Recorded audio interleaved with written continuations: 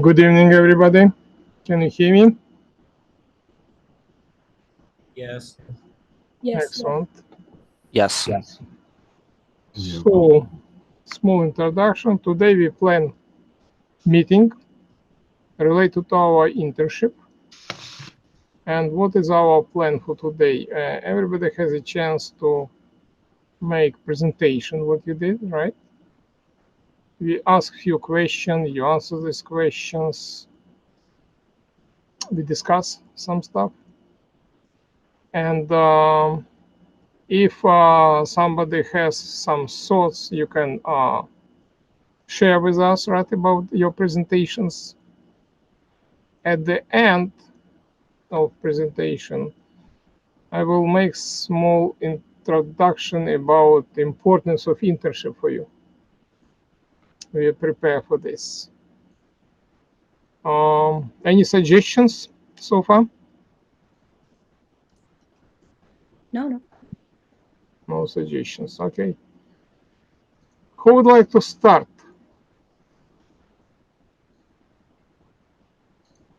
Anybody? Samuel? I see you on the list. I could start.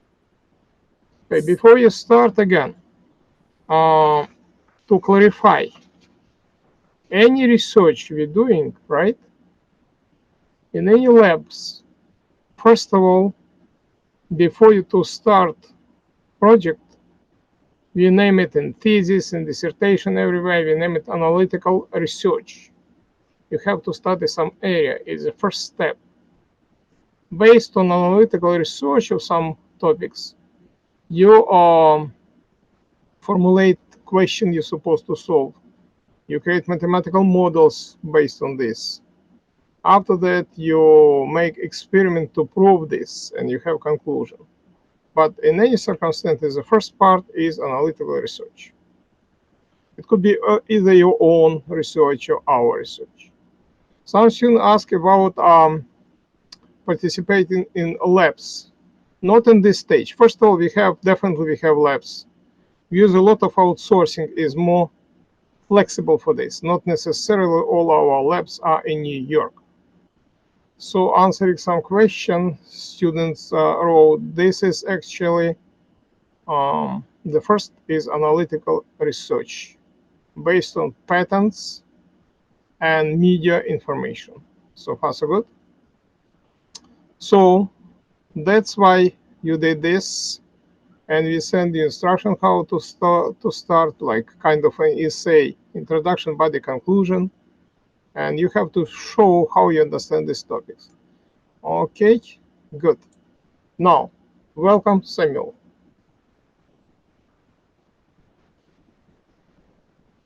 You can start. Oh, you said Samuel. Samuel, right? Samuel Engel. Sam. No, I'm Adriel. I asked to start. Okay, Adriel, welcome. You can start. All right. Do I share my screen with the presentation? Absolutely. Yes, you share your screen. Okay. So, okay, just a second. Yes, I see we see your screen. Good. All right. So this is my presentation on Gemma, the biodegradable hemostatic device. So this is an introduction to hemostasis. It's a process where your body coagulates blood and takes collagen fibers and combines platelets into fibrin, and eventually this fibrin will condense and your body will take the shape. This fibrin takes the shape of the wound and stops the bleeding from happening, and then these cells eventually change into the cells that were originally at the wound point. And we also have different types of hemostatic devices. There are caustic ones, physical ones, and biologic ones. The caustic ones coagulate proteins from necrotic tissue. So this is dead tissue on your skin, and it combines eschar formation. Eschars are the formation of dead skin that your body uses as a temporary plug when you have an injury. And Basically, all of this transforms into thrombus, and the thrombus changes into different different cells that were at the wound point, right? So this hemostasis does end up killing cells in the end because it uses necrotic tissue, right? Then there's also physical hemostatic devices. Basically, a substrate forms a matrix, and this coagulates the blood, and this sends it into the I'm sorry. This sends it into the coagulation cascade that your body goes through to plug up blood. It basically makes the fibrogen and fibrin stronger in your body, right? That's seen in stage C of the picture I have here. And a plug is achieved at the bleeding point. Then there are biologic hemostatics. So they essentially skip the first two stages of hemostasis, A and B, and go straight to blood clotting with thrombin and fibrin straight in the hemostatic device. We put this at the wound point, and the blood all coagulates, and your wound is sealed up, and there's no more bleeding, right? This, I'm pretty sure, is what Gemma is a biologic hemostatic, based on the definition that Dr. Farber and his associates gave. I'll show it later, but that's what I think it is. There are many problems with modern hemostatics. One that I just mentioned for caustic hemostatics is tissue necrosis, because it uses your dead skin cells to plug up a bleeding point. Then with the physical hemostatics, they are ineffective with low platelet count because they use your platelets to help seal up a wound, right? Then there are with the biologic hemostatics, in some people, they may cause severe inflammatory reactions. We saw this specifically with cellulose, and I found that in a study that I have cited later in the presentation. There are multiple TRIZ applications that the Neugel team used to solve issues in modern hemostatics. For example, they use the principle of rejection and regeneration. An unnecessary part is discarded at the end of its use, right? So one great thing about Gemma is that it immediately can come off once coagulating your blood, right? So this essentially led to the Neugel team making the hemostatic biodegradable so that it could not harm the body and not interfere with anything, right? It can be easily discarded, and it's not harmful to the person in use. Then there's the principle of self-organization. This basically caused the Neugel team to require the hemostatic to not disturb biological processes in its use. And this principle states that a useful system must maintain its order and fix issues that come up. And by not disturbing with any of the body's actual reactions, like other hemostatic devices, Gemma successfully maintains the principle of self-organization. Then there's also the principle of dynamism, which states that the characteristics of the object should be changed to be optimal at each stage of work. So Gemma is completely optimal. The Gemma does change at the end of its use because it's able to be easily peeled off of the person once use is done. It also doesn't cause adverse allergic reactions because it's similar to human endothelial tissue, as mentioned by Dr. Farber and his team. So it doesn't harm patients, right? So these are all the ways that the TRIZ methodology actually helped Dr. Farber and his team to create Gemma, right? These are the reasons that I just explained. So how does Gemma work? Well, according to Dr. Farber and his team, a gel-like implant is formed from two dry components in the mixture of the presence of blood.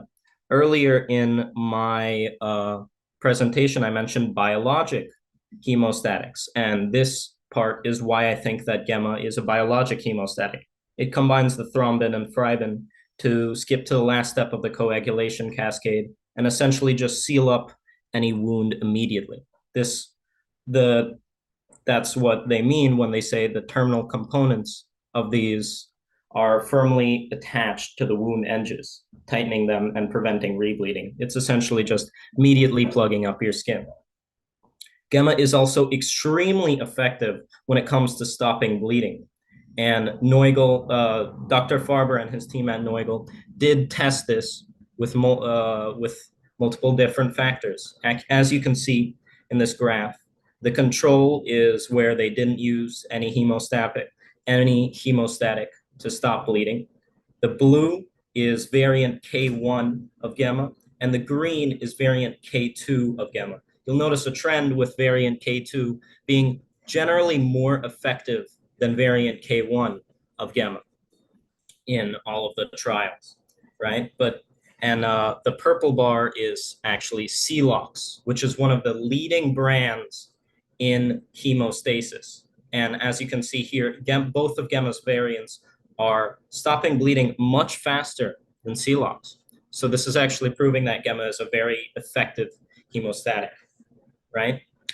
Dr. Farber and his team also tested for the liquid absorption that gamma is capable of. And once again, it came out on top compared to Celox and Gemostop, two other hemostatics commonly used in the medical industry. And yeah, once again, gamma is better, but variant K2 is generally more effective, but variant K2 does still do better than variant K1 here, as it has a higher liquid absorption rate. Dr. Farber and his team also analyzed gamma's effectiveness in wound healing, and it generally exceeded at wound healing when compared to Celox and the control, which is essentially just not applying any hemostatic. And once again, variant K2 is more effective with it not even reaching the 9 to 11 day period of needing to heal, right? So how do other biodegradable hemostatics compare? Well, I've actually already mentioned two different biodegradable hemostatics. Surgicel and Tizil are both biodegradable hemostatics. And Surgicel essentially saturates with blood and turns into a black brownish mass, right? And this mass aids in clot formation, right? So once again, this is ineffective with low platelet count, unlike gamma, which doesn't actually need your platelets to function because it just combines fibrin and fibrinogen immediately and plugs up the wound, right? Tizil, as I've said before, causes severe inflammatory reactions and generally functions similar to gamma, though I didn't create gamma. I don't know the exact mechanisms of how it works, right? So in conclusion, gamma is just a more effective hemostatic than most of the leading hemostatics we see today. Dr. Farber has also mentioned that it's cost-effective and easy to manufacture. This was straight from a presentation he gave. I'll show the website at the end if anybody's interested. One of the most shocking thing about gamma to me is that it isn't actually used everywhere across the world in medical emergencies, unless it is, and I just don't know. But it seems to be much more effective than the competition. So I really think this could revolutionize the medical industry and really help lots of people. Another thing that Dr. Farber and his team mentioned in a presentation about gamma is that 60% of patients die in wounds from not being able to stop the bleeding.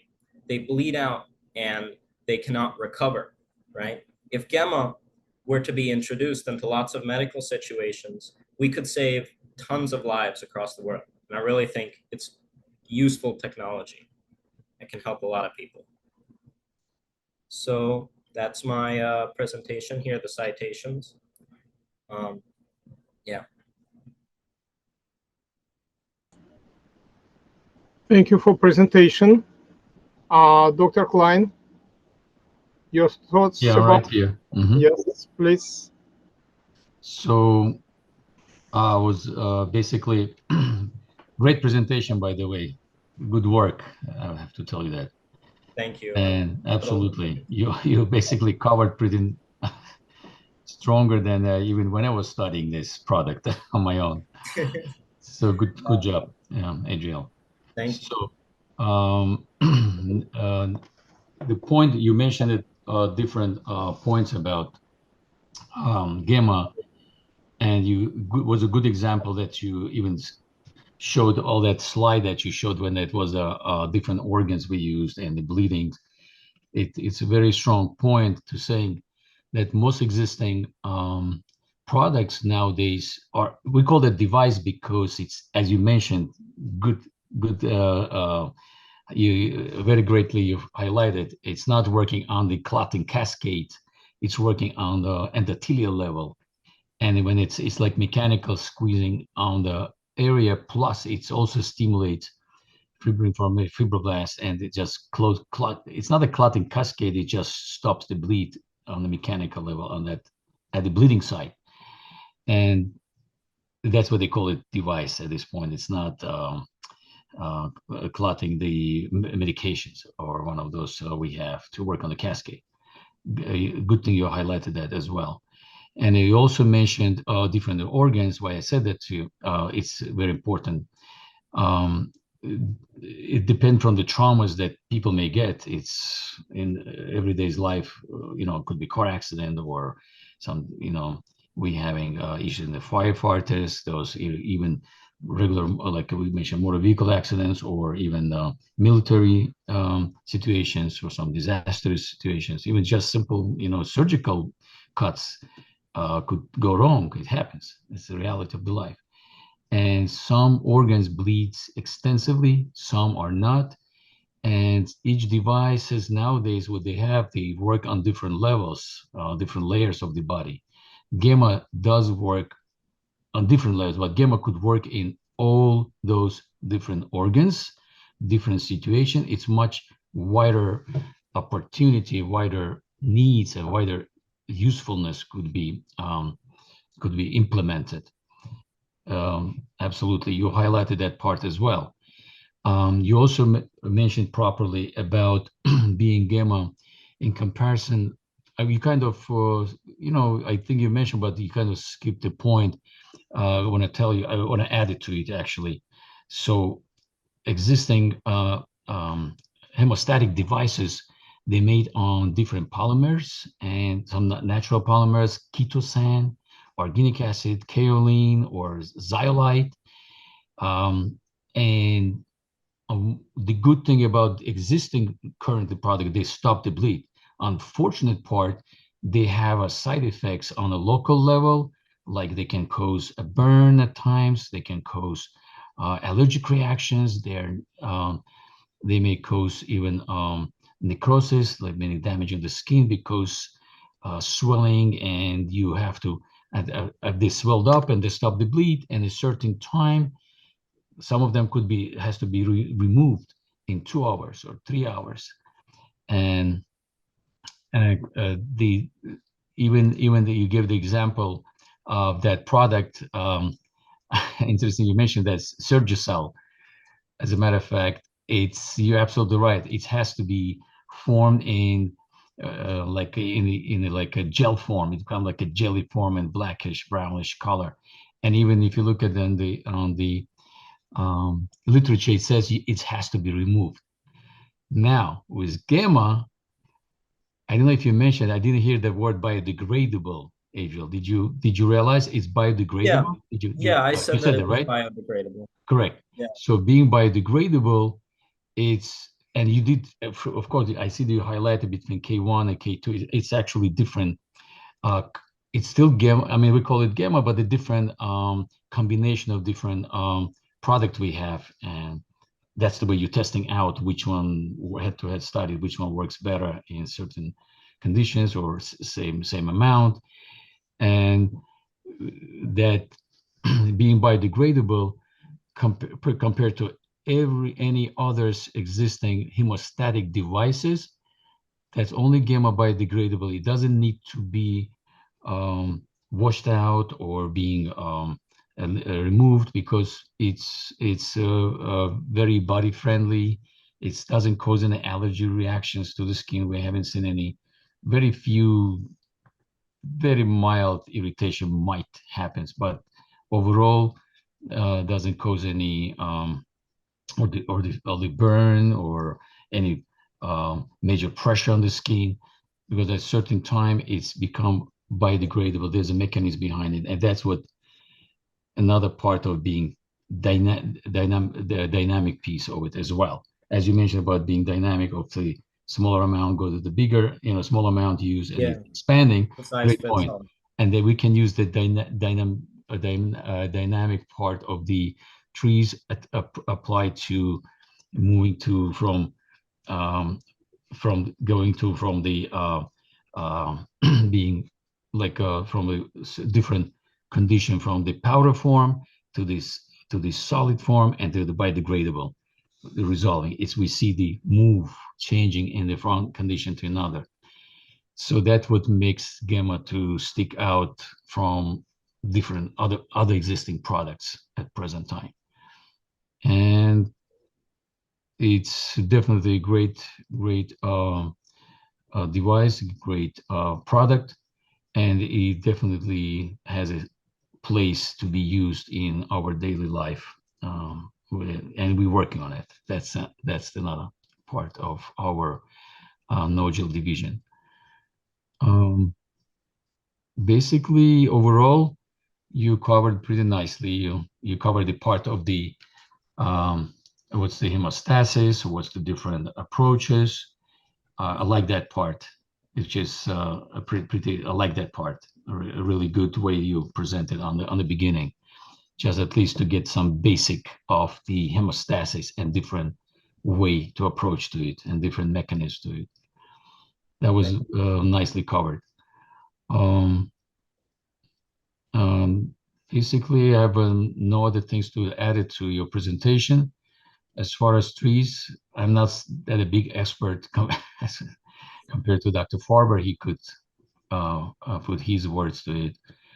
As far as medically and as a product itself, and speaking about hemostasis, I think you covered most important part of this field.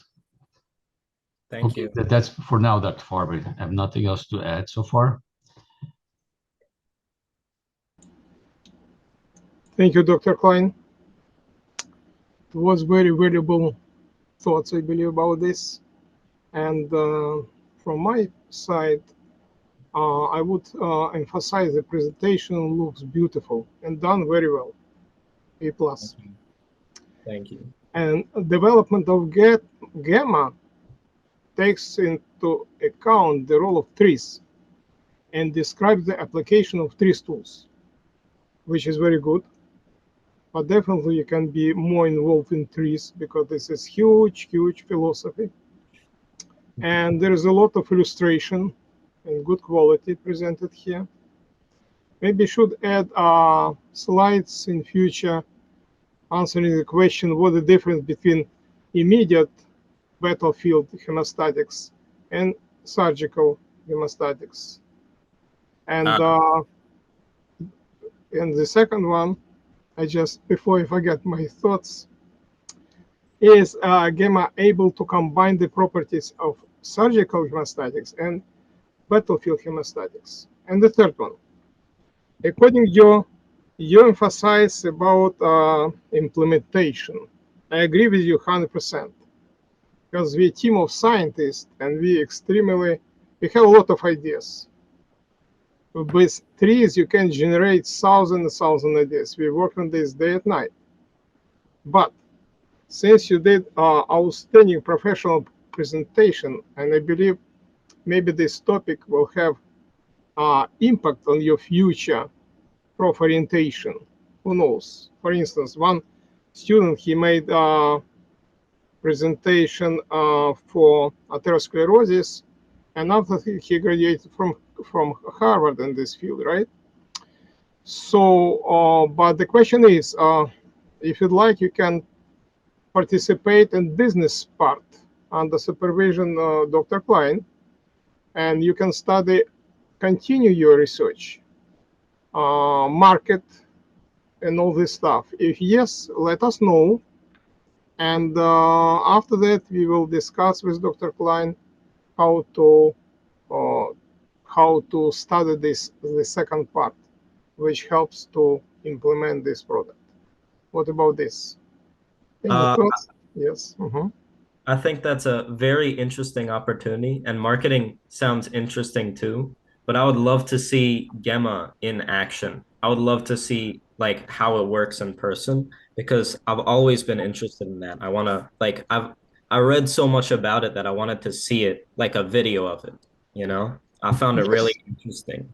And one thing I also forgot to mention in my presentation, that some other hemostatics have loose granules that will eventually leave lumen in some cells, and this causes ischemia, right? Not enough blood gets these organs where this happens, and it could eventually lead to the shutdown of that limb, whether you're on the battlefield or like just walking on the street. It's a horrible proposition. So I'm just really happy that this creation is out there, and I think it just should be used out in the field. Agree. So very good. Let's discuss this after, and we can communicate via email, right, Dr. Klein? Yeah, absolutely, 100%. We should. You got this topic, Agil, really good. I like the way you just mentioned that. That's what I said about necrosis or ischemia that you mentioned, right? Those granules, unfortunately, I mean, fortunately they do the job, all those hemostatic devices, but unfortunately, if you don't remove them within a certain period of time, by all kind of means, by washing them out or just physically remove those materials, they creating at times more harm than, I mean, they do help, but harm is coming. I mean, there's side effects behind those products as well. And you definitely have a point. The product should be on the market, but with you, as we see it, I would rather, because you don't have much more details than what we have behind the scenes. And if you're interested in future, currently and future, being part of this project, we would more than happy welcome you to work with us more close and more in detailed aspects, at your availability, of course. Okay, we definitely could welcome you for our project and working together on this. Okay. Wow, thank you. Absolutely. I just want to add a couple of words. I have been head of science, the biggest institute in the world, and it's named Central Institute of Prosthetics and Prosthetic Design and Orthotics. And we have thousands of patients all over the world who lost their limbs because of this problem we can resolve right now. It takes time to take person from battlefield to medical hospital. They're losing everything, and the result, they're losing their legs and sometimes lives. So this topic extremely hot. Very good. Thank you, Adriel, for great presentation. A+. Smiley face. I'm honored. Who is the next? I can go next. Okay, please, Samuel, right? Yeah. Okay, go ahead, Samuel. I turn off my video. Okay. Okay. Mhm. Okay. Yeah, you see it, right? Okay. So this is basically ferrofluids and prospects of application from the standpoint of the laws of technical evolution in TRIZ, and more on that later. So starting off, which is ferrofluid and its properties. Firstly, defining what is ferrofluid. At the very basis of, we should define a ferromagnet first, and a ferromagnet is essentially a magnetic substance that only displays the magnetic properties when in the magnetic field. So a ferrofluid is essentially the fluid form of this, liquid form. And yeah, it becomes highly magnetized when in the presence of the magnetic field. And it has this spiky kind of shape, and this is because it tries to kind of minimize total energy of the system and to stabilize, also known as normal field instability. All right. Okay, so briefly, a quick history of ferrofluids. It was originally designed by NASA and as a controllable fuel in space, and it was actually successfully used for the Apollo mission. Okay, so firstly, so the structure of ferrofluids. So typically, the ferrofluids are composed of magnetic nanoparticles. So these are essentially the ferromagnets. They, of course, dispersion medium, which is the liquid that contains the nanoparticles, and also these nanoparticles are basically coated in a surface active agent, which is usually an acid like citric, oleic acid, or tetramethyl ammonium hydroxide, but also not listed as soy lecithin is common.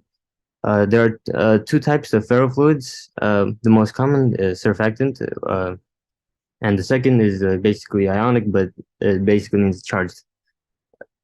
All right. So the basic properties, of course, magnetization. So as previously explained, that when in the presence of the magnetic field, it will become highly magnetized. But of course, it shares some other properties with normal fluids, which is viscosity and density, which are actually very important considering that 85% of the ferrofluid is this type of liquid.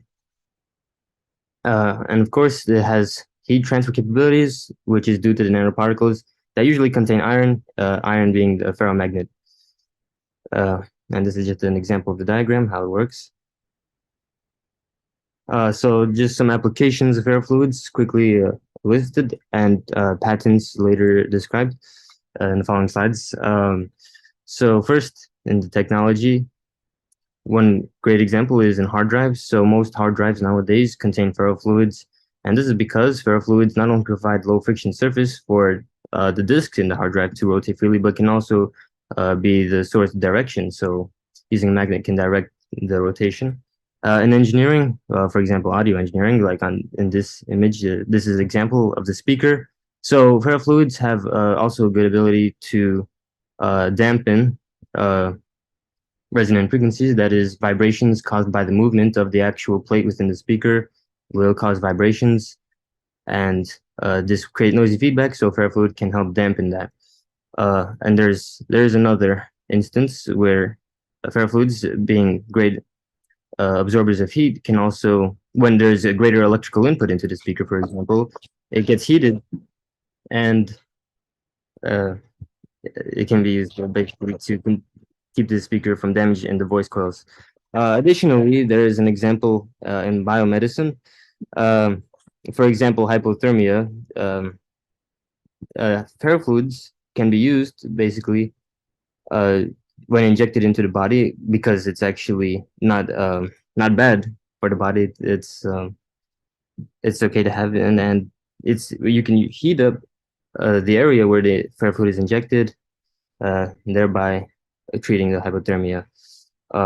Okay, so some of the significant applications which were briefly mentioned before were, of course, damping, but one that wasn't mentioned was as a pressure sensing component, which would be explained, and of course the thermal conductivity. So first of all, damping. So this image is an example from the study which is cited, and this structure here is basically the structure used in the test. So ferrofluids are contained between two magnets, and when this structure is basically vibrated in vibrate in the mechanism. The ferrofluid shown that it has it's quite good at dampening the physical vibrations, only toward the inside of the structure. So whatever is vibrating, say outside, like this outer container, it won't actually have any effect, which could be a possible disadvantage. And so application in biomedicine as a pressure sensing component. This is just one example from the cited study. This is obviously not all forms of it, but in essence, the idea is that ferrofluids being controllable by magnetic fields, any changes in magnetic properties of the fluid can be attributed to changes in pressure, essentially being like a pressure sensor. And for example, in this, an impedance analyzer was used. So wherever there's a minimum here, this is basically indicating of the pressure. And the other possibilities is that this information can be remotely detected, since you can use magnetic field and things like that. So next is ferrofluids for thermal conductivity. So being that ferrofluids have much higher thermal capacity than most base things like air or water, they can be used as essentially heating storage or heat transfer. So for example, heat has from friction or from electrical interactions, like let's say two mechanical moving parts. Two mechanical moving parts creating friction actually reduces the thermal efficiency of a system. Ferrofluids can actually help as a kind of lubricant, but additionally as heat storage, so thereby increasing the total thermal efficiency of the system. And of course, this is due to the nanoparticles, and increasing the volume of nanoparticles within the fluid also helps with heat capacity and heat transfer rates. But this is only conditional. As long as magnetic flux does not increase or decrease for that matter, and the direction of the magnetic field stays parallel to the initial state, then this will of course work, but any changes can actually be detrimental and can result in loss. Okay, so now on to the patents. Mentioned just two patents, one referring to the hard drive instance and the other to the expanding upon the speaker.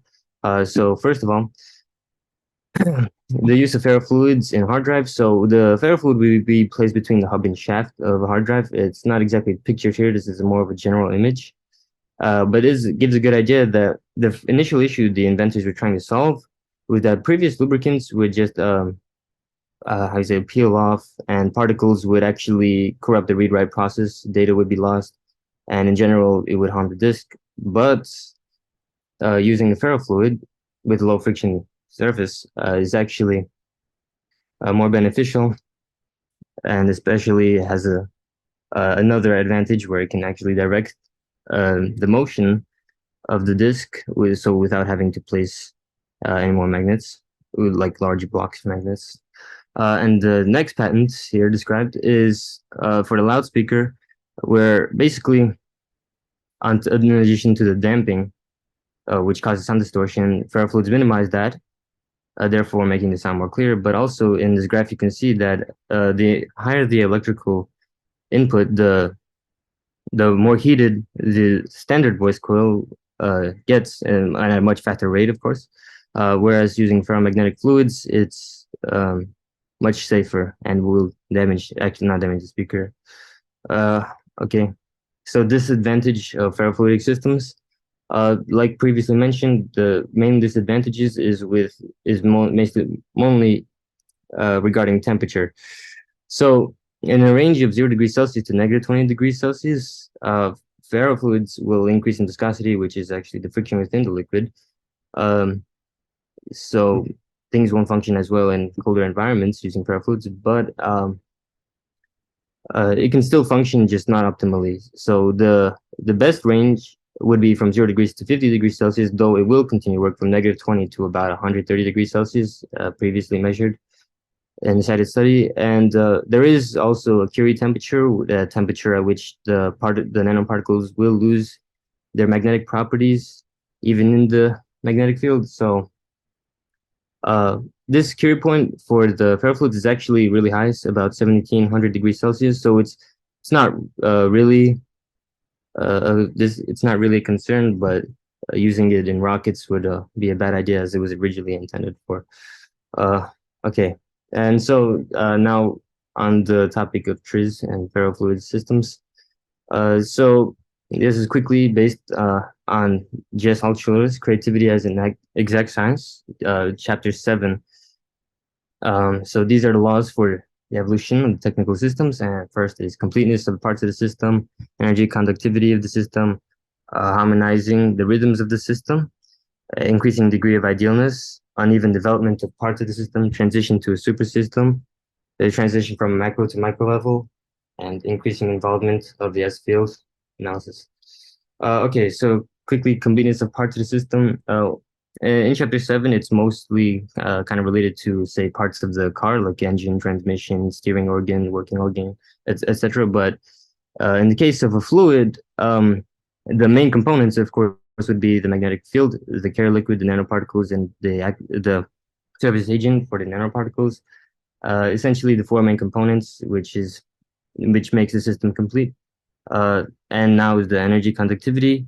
So as previously discussed, it has great capabilities of heat energy conduction. So it also checks this out.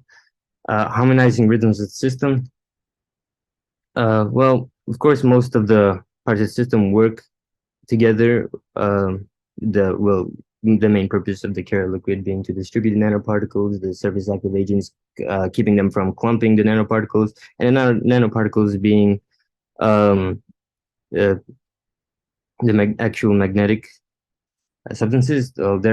And they don't really interfere with each other, and it's a homogeneous system. So next, increasing degree of idealness. So ferrofluids, of course, aren't ideal in certain temperature ranges, but depending on which part of the system is developed, which relates to the next laws, it can actually increase in degree. However, changing a certain part of it, for example, decreasing the amount of nanoparticles, can have also bad effects. So it's not always ideal depending on the circumstances. And of course, uneven development of parts of the system, which was mentioned again. So being that it's a homogeneous system, there will not be much uneven development unless any changes to individual components of the parts of the system. And transition to a super system. So the patents were previous examples of using ferrofluids in super systems. So there were high levels of success previously, and they seem to be working and used in modern applications. Additionally, the ferrofluids can be dynamized and can therefore be added to a supersystem to make maybe the system even dynamic. And all this is regarding S fields, so that would be right. Transition from macro to micro level. Ferrofluids are actually already quite small, with the nanoparticles being around 5 to 10 nanometers in diameter. So they're essentially already at a micro level, and also the size of the liquid, being that it's liquid, it doesn't have a definite shape, so the amount of volume can be decreased, increased, but like previously mentioned, it can actually affect the effectivity of the fluid. So all things must be in proportion. And lastly, increasing S field involvement. Well, one of the methodologies of TRIZ is the S field is mainly comprised of substances and fields, and magnetic field, of course, being one of those fields, is considered to be a type of method to solve inventive problems. So actually, and suddenly the inventor appeared using magnetic particles, or in this case, magnetic fluids, can actually help solve problems. And of course, S fields can be drawn for analysis. And so using S field involvement, the problems such as response time, that is, for example, in the pressure sensing component, response time could be an issue, and particle dispersion. So sometimes the surface active agent isn't also the best, and particle dispersion is low. So using increasing S field involvement analysis, such problems can be solved. Citations at the end.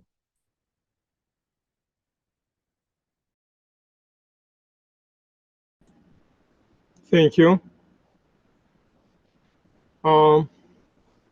You thought about this. The presentation is very high quality, and from color point, color is very well chosen. But this is important, but more important that you involve in TRIZ. You basically show your understanding how TRIZ work about S-field analysis, and which is my point. This parafluid is fluid of future. Unfortunately, not many people use it in their research. And disadvantage was not only temperature. Great disadvantage was especially early patterns, that in order to control this magnetic fluid using S-field analysis, you're supposed to use source of battery. For instance, General Motors, they created a new suspension for cars based on ferrofluids. But in order to control the suspensions, they're supposed to use another car full of batteries. When I start studying this fluid, this was many years ago with special department of magnetic fluids, right? Differential equation of this is very complicated and very difficult sometimes to find a relationship between all these parts. And I plan, when I was a student, I plan to create a new kind of pendulum, which is prosthetics with different resonance frequency. Because usually one pendulum has one resonance frequency, but nothing is more flexible to control the devices with ferrofluids. Because when you change current, it changes magnetic field. A magnetic field change, for instance, viscosity of magnetic fluid. It is working instantly. In our institute, we created the first in the world my electric hand prosthetics. And we decided to create element training device for muscles. Because everybody go to gym, right? But gym, unfortunately, all devices in gym, they are majority of them 99.99 linear elements. They created not people who not biomechanic people. Why? Because our muscle, let's say biceps, right, is non-linear element. If you use Cartesian coordinate and x-axis, you put displacement, and y-axis you put force. In muscles is very complicated shape, not linear. But when you go to gym, you either you have barbell the same weight, or spring expander, or elasticity rubber different. So it's the same like you use car, which are not the same gas you need for this. Gas combined with water, it does not work, you're wasting time. Second of all, let's say you decided to improve your muscles, to make it stronger.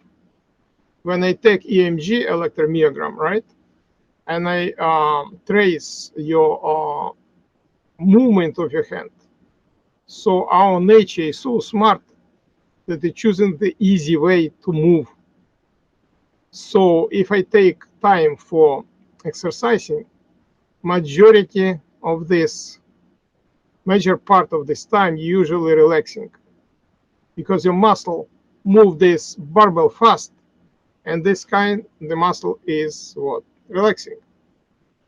I created the first in the world device in magnetic liquid. It was a lot of difficulties in this case with biofeedback.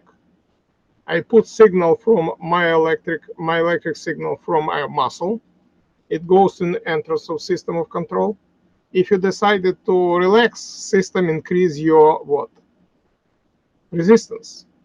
And my device was easily switched for four different activities. Muscle, if you need to increase it for bodybuilder, right? Mass. Or you decided to make stronger. It's another another activities. Or you decided different type of training for weightlifter or person who in gymnastics. You can easily switch and it study you and put your data in this device. And plus, based on this, you mentioned a hard drive. It's absolutely great because magnetic liquid, it's liquid of future. We created special kind of vibrator we use in space in programs Soyuz Apollo. It made imitation of working for people who were in a spaceship, okay, without gravity in this case, let's put this way. So if you start using this, and one more thing, this is ferrofluid is a part of another big class of liquid. We name it rheological liquid. And rheological liquid has two subdivisions. One is magnetic, you name it ferromagnetic liquid. And the second is electrorheological. And they different, but they have some similarities. For instance, in early publications, people explain how fly walking on the ceiling, not falling down, because it has small film, thin film of this electrorheological liquid, and this liquid is beautiful because when you put some potential like EMG, fly also has EMG, liquid become like glue in this case. When you put another leg, you switch this potential from this leg and it moves. Or we made experiment. If you put throw a big stone in a liquid, usually what? It sink, right? But when I change current, imagine this magnetic liquid. The stone jump from this up because density of the stone compare what it be changed its magnetic liquid. So it has so many properties. If you think about future, it's definitely extremely exciting topic and very helpful in any field. Because if you see, it was very difficult to create. We created the first prosthetics who change frequency. How to change if you need such a big battery? We use another way of control magnetic liquid. You will not find this in literature at all up to this time. We name in the physics barbotage. Barbotage, it's you can Google this. It's when gas goes through liquid, and liquid, pretend you have a piston, and liquid change density, and you control this. So in my devices, all these devices, I use this very interesting effect. Not changing all viscosity of entire volume of liquid, which you need a lot of energy. I only operate with thin film. And thin film does not need, of this magnetic liquid, does not need what? A lot of energy. So if you nothing to add for this, we recommend more. You did this conclusion for this, right? And I thoroughly study your presentation. It would be great if you continue this research in your life. Dr. Klein, some thoughts? Yes, it's a quite fascinating topic, let's put this way. Like, as you mentioned, ferrofluid, it's amazing approach and development. It's not just, as you said, actually, Samuel, you mentioned about its engineering and technology, biology, medical field, such a broad variety it's can be brought to, and it's actually ongoing. Even Dr. Farber mentioned in the physical, like in the simple sound like a simple thing, like doing exercise. It's not that simple as it looks, or just lifting a belt. You could really easily, from a medical perspective, you can hurt yourself, not even help yourself. And we see this on everyday life. So even ergonomics we use in that perspective as well. And so ferrofluids has a way wide current use and much wider future behind it. And as being a engineering and technology is not really my piece of knowledge as much, but definitely in the medical development, ferrofluids actually has quite a potential usage in like an MRI, magnetic resonance imaging. They use even the subcontrast injections when they do for in the body fluids. They see how fast and easier its fluids distributes in the body. That's the faster we can get the image done and get much detailed information in our for the medical diagnosis, for the decision doctors can make. And even for currently they looking for in the future ferrofluids, even as a nano. You mentioned about these nanoparticles. Kind of, it's a big topic. I understand. You cannot really. You mentioned briefly about it, and that's what the small particles that they're coming up to, because they could distribute or carry the medications. It could be a carrier to areas where sometimes medication is needed but cannot reach to, and certain conditions like people have atherosclerosis, narrow vessels, or different health condition that causing that deficiency of the blood flow, and that's where the ferrofluids approach could be used for. And I would say if you put like in the middle ferrofluids, and you can have a spikes or circle around it, in so many areas can be used.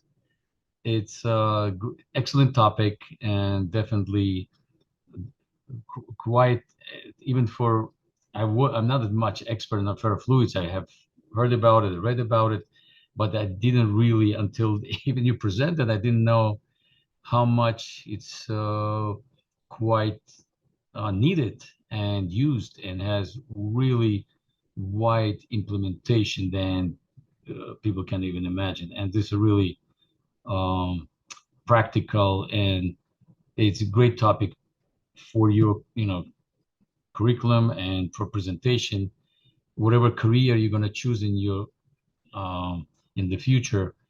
Either it's regular, it could be engineering or computer programming, or it doesn't matter, or medical field or teaching. I guess ferrofluids can be part of your passion and to be useful for anyone who even listening. It's a great topic to consider it, and quite detailed and well presented. Even with my knowledge of ferrofluids, I open up more areas for myself as well, which beyond the medical knowledge, it's great to know this opportunities and use it in future for in your career, whatever it will be decisions are in the future.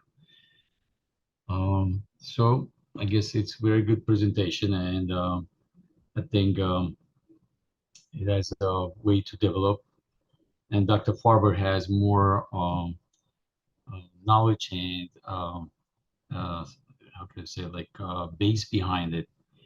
And if you decide at some point and to work in these directions, more than welcome to our team. And from my perspective, from medical part and medical fields, and I'm more than happy to participate in your research and development.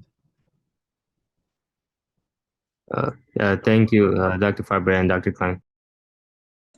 Thank you, everybody. I just want to add one thing of beauty of this liquid. So a while ago, in order to fix some devices, we use special mechanical devices, right? To put in some specific, for instance, to fix it to the surface. When it's made of iron, it's easy, you can use magnet. But pretend you have semiconductor. And semiconductor supposed to be, in order to make from this microchip and these transistors, it's supposed to be cut by small pieces. And how to fix it? If you want to fix this device before cutting using special mechanical devices, you change structure of this. Is very sensitive. Semiconductor is has nine nines after the dot, purity in this case. What we did, we use magnetic liquid in this case, and we put this device. And this device, when you put magnetic liquid on the surface and put in the top semiconductor, and you change magnetic field, and viscosity of liquid become like solid, and you instantly can fix it. And instantly, when you turn off this magnetic field around, so it's movable, you can take it. So it was implemented one of the plan, this idea. So very good, A+, nice presentation. And now Dr. Klein told everything, so welcome to team, and you can continue. My suggestion, continue this presentation. In addition, I know you like computers, and computers, many years ago we used controllers. It's great for control, because with computer you can change any law of current. If you change any law of current, you can change any law of field. If you change any law, you can get any law of field changes. You can get any law of, for instance, viscosity changes or density. And system as field becomes extremely controllable, which is very important for now from point of view of dynamics. So again, good luck. And the next presentation, who would like to tell who is next, students? Who is next? Okay, let me see who is next here. Okay, Zlatan. Yes, hold on, let me open it. There we go. Okay, so my presentation was on tissue engineering through skin regeneration through tissue engineering. Give me a second, it's not. So for some background information, our skin is considered the largest organ of the human body, and it has 3 layers. The topmost layer being the epidermis, followed by the largest layer, which is called the dermis, and then the lower layer, which is the hypodermis. It's the first line of defense in our immune system, which protects against foreign pathogens and infections, and around 15% of all adult body weight is consisting of the skin. It has self-regenerative capabilities because it has stem cells, which in terms of minor injuries, it can regenerate itself as through the main 4 steps of skin regeneration, which are hemostasis, inflammation, proliferation, and remodeling. Hemostasis is just the formation of blood clots and is the initial stage of the injury, followed by inflammation, where a scab forms on the outer layer of the epidermis, while fibroblasts, which are little cells, which then proliferate in the proliferation stage, or like replicate to produce new tissue. And then in remodeling, this new tissue moves in and replaces all the deceased tissue, which moves up and peels off, as is the last stage. Unfortunately, there are, of course, limitations to this, as these are only limited to minor wounds, and it requires external aid for any sort of wound that is if the wound is way too deep, then it is considered chronic and the skin cannot regenerate by itself. So it requires some sort of surgical or foreign intervention to help it regenerate. And a chronic wound is considered to be any wound that is larger than 4 centimeters into the skin. So there are current methods that are used to regenerate skin in case of injuries such as burns or like diabetic ulcers or any sort of trauma. And these are known as skin grafting, which is just taking skin tissue from other healthy parts of the body from the patient and then using them as replacement tissue. There's also allogenic transplants, which is the same thing as skin grafting, except using tissue from donors, which is unfortunately more expensive and poses the risk of immune rejection. And then the final method that is in use today is xenografts, which are donor tissue from a different species, usually bovine or pig.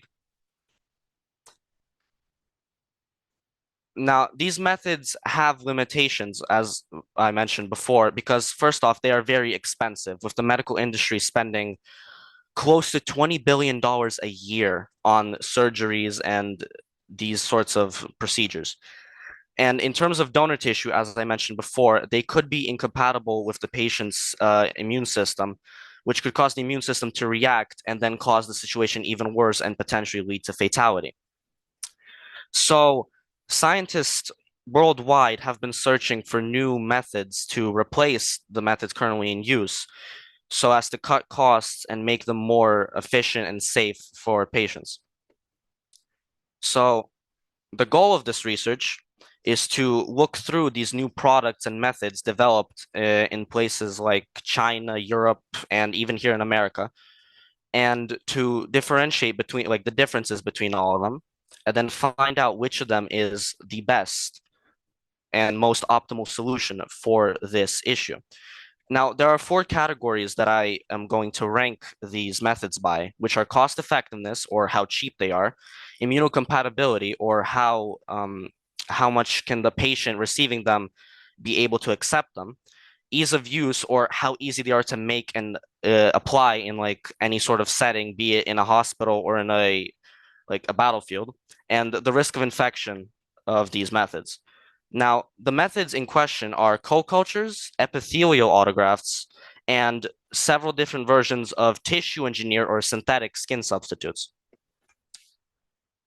So, cell co-cultures, which are the first method, are a mix of epithelial keratinocytes from other parts of the skin with dermal fibroblasts, which are added to these keratinocytes in a culture to stimulate the growth of these keratinocytes, which are the cell in charge of tissue regeneration in skin. They are part of the proliferation stage of skin regeneration and reepithelialization, which is where the new tissue is made and then sent into to replace the deceased tissue. Now, keratinocytes can do this by themselves, but fibroblasts are added to make sure that these keratinocytes can be doing this at an increased rate, which is called differentiation. Now, this is assured immunocompatibility of the patient because the keratinocytes are taken from the patient and from other skin biopsy, as well as posing a lessened risk of infection due to the fact that it blocks outside pathogens from entering because it's a dressing. Now, the main downsides are the long culturing time, as it takes several weeks and upwards to 2 months of creating this dressing, because you need a sufficient amount of cells to cover the entire skin area that is injured, which now the time could vary, because if it is a small wound, that it won't take as long, but if it's a large wound, it will take several months and maybe even several attempts of this grafting to work. And this could hamper costs as well, because the more of something you need, the more it costs, and this is already expensive enough as it is. So that is another issue with cell co-cultures. Now, this is how they look, with this being the little scaffold on which they are placed and cultured on. And these are what fibroblasts look like under a microscope, and these are what keratinocytes look like. Now, epithelial autografts are similar to co-cultures, except instead of using a full sheet, they use thin little meshes of keratinocytes from healthy skin, and they use mouse fibroblasts instead of other human fibroblasts. So these are partly xenogenic. They've been used since 1981 to treat burns, and they're made by harvesting small amounts of keratinocytes, which are then cultured like in the previous method, but mouse fibroblasts are added, which are then used to create small little tiny meshings, which are then covered and which are then put on the skin to induce skin regeneration through differentiation. Now, This method has several issues because these are very expensive. Xenogenics and xenogenic materials are considered to be the most expensive types of biomaterials in this field, because not only do you need to harvest them from other species such as rats and cows, you also need to store them at proper proper temperatures and proper conditions, because if you don't, they will be ineffective and then you won't be able to use them, which increases costs even further. And as well as you need support dressings and like support gauzes to make sure that the graft stays on the skin, because you can't just put it on there and hope for it to work. And this also causes a heightened risk of infection, because with the use of foreign cells and foreign species, you could introduce foreign pathogens from said species. This causes unknown diseases to enter the skin and just increase mortality rate for the patient, which makes this the worst method on the list for skin regeneration. And this is how it looks. This is the tiny meshing made of the keratinocyte cells, which is then put over the dermis. Now, this is just a demonstration. They made a fake dermis for this specific experiment, but this is how it would look in a real setting. Now, the final method are tissue engineered skin substitutes. Now, this is a developing technology, which is this technology is made to be permanent. As with the previous methods, those exist to be temporary dressings, which are used to prevent infection and induce regeneration, only to be taken off after a few hours to a few days. This method exists to be permanent and to act as a new layer of skin to replace the deceased skin if the wound is very, very severe. This is created through growth factors which are implanted within the tissue engineered skin.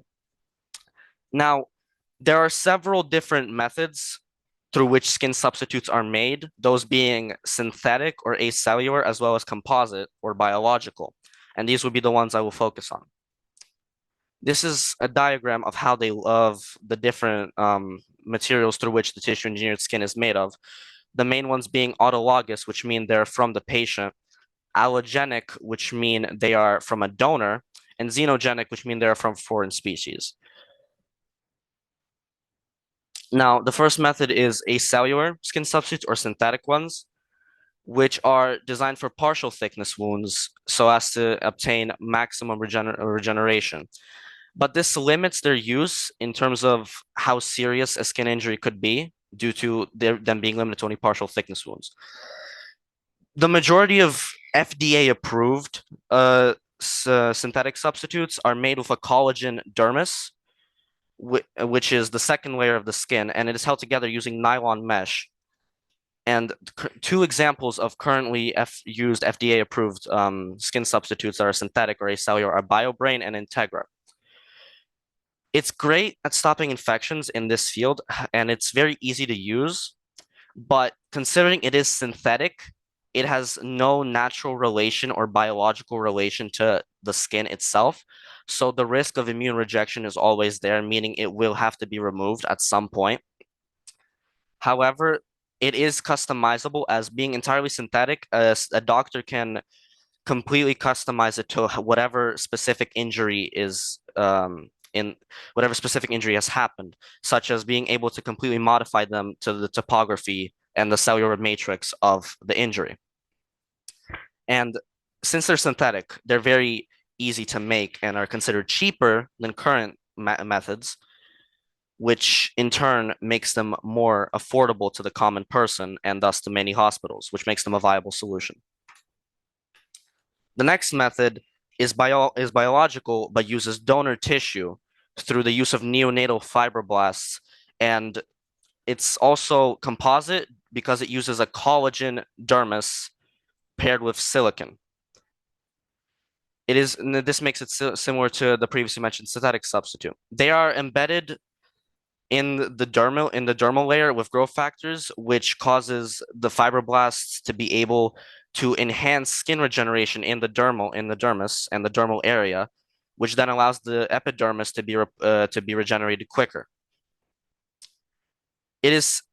Unfortunately, it is supposed to be replaced because as sufficient wound healing has occurred, it is not viable to keep it on there because it could cause an infection and immune rejection, so it will have to be removed. But in the short term, it is a great solution for resisting infection. But again, donor tissue is considered difficult because the body can always reject it, which causes even more mortality. But it is much cheaper than other methods used, such as synthetic, because this method specifically is much easier to store and has a larger availability compared to synthetic, which needs to be made through electrospun fibers. Now, the final skin substitute method is cellular autologous, which means it comes from the patient himself. Now, it's similar to everything else, like the previous method, and it's also similar to co-cultures because it uses a acid paired with fibroblasts covering the outer layer to promote dermal growth as stated in the previous method. And it uses a sheet of keratinocytes for the epidermis, which is similar to the co-cultures mentioned previously. Now, this method is also great because it has great infection resisting potential and it's very easy to handle and make. And being from the patient, as it is derived from a skin biopsy, it is immunocompatible. The only major issue with this is the sheer cost of it, because with co-culturing and then the skin biopsy, it costs several dozen thousands of dollars to create this method. Now, this is my final table through which I ranked these methods, and I ranked them on a scale from 1 to 5, 5 being the best in this category and 1 being the least favorable.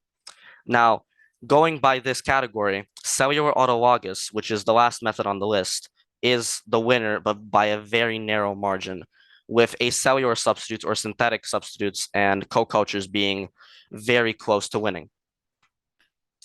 Now, to follow up, there are 2 different versions of cellular autologous substitutes. There are cultured epidermal autografts and there are cultured skin substitutes, CEA and CSS to short.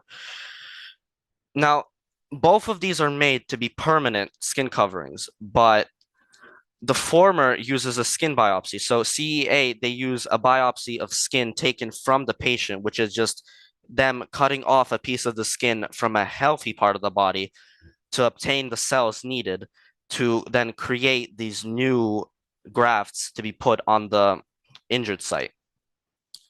Now, these keratinocytes are then paired with xenogenic fibroblasts taken from mice, which these fibroblasts are irradiated with a lethal dose of radiation to make sure that these fibroblasts cannot reproduce inside the skin.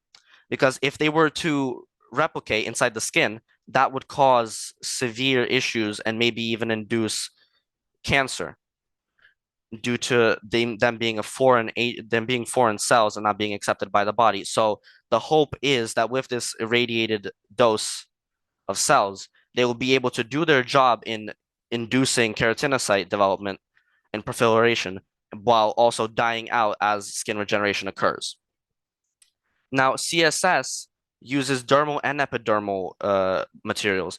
The dermal or the dermis is made of a biosynthetic scaffold made of hyaluronic acid, while the epidermis is made of a keratinocyte sheet or a co-culture of keratinocytes and fibroblasts.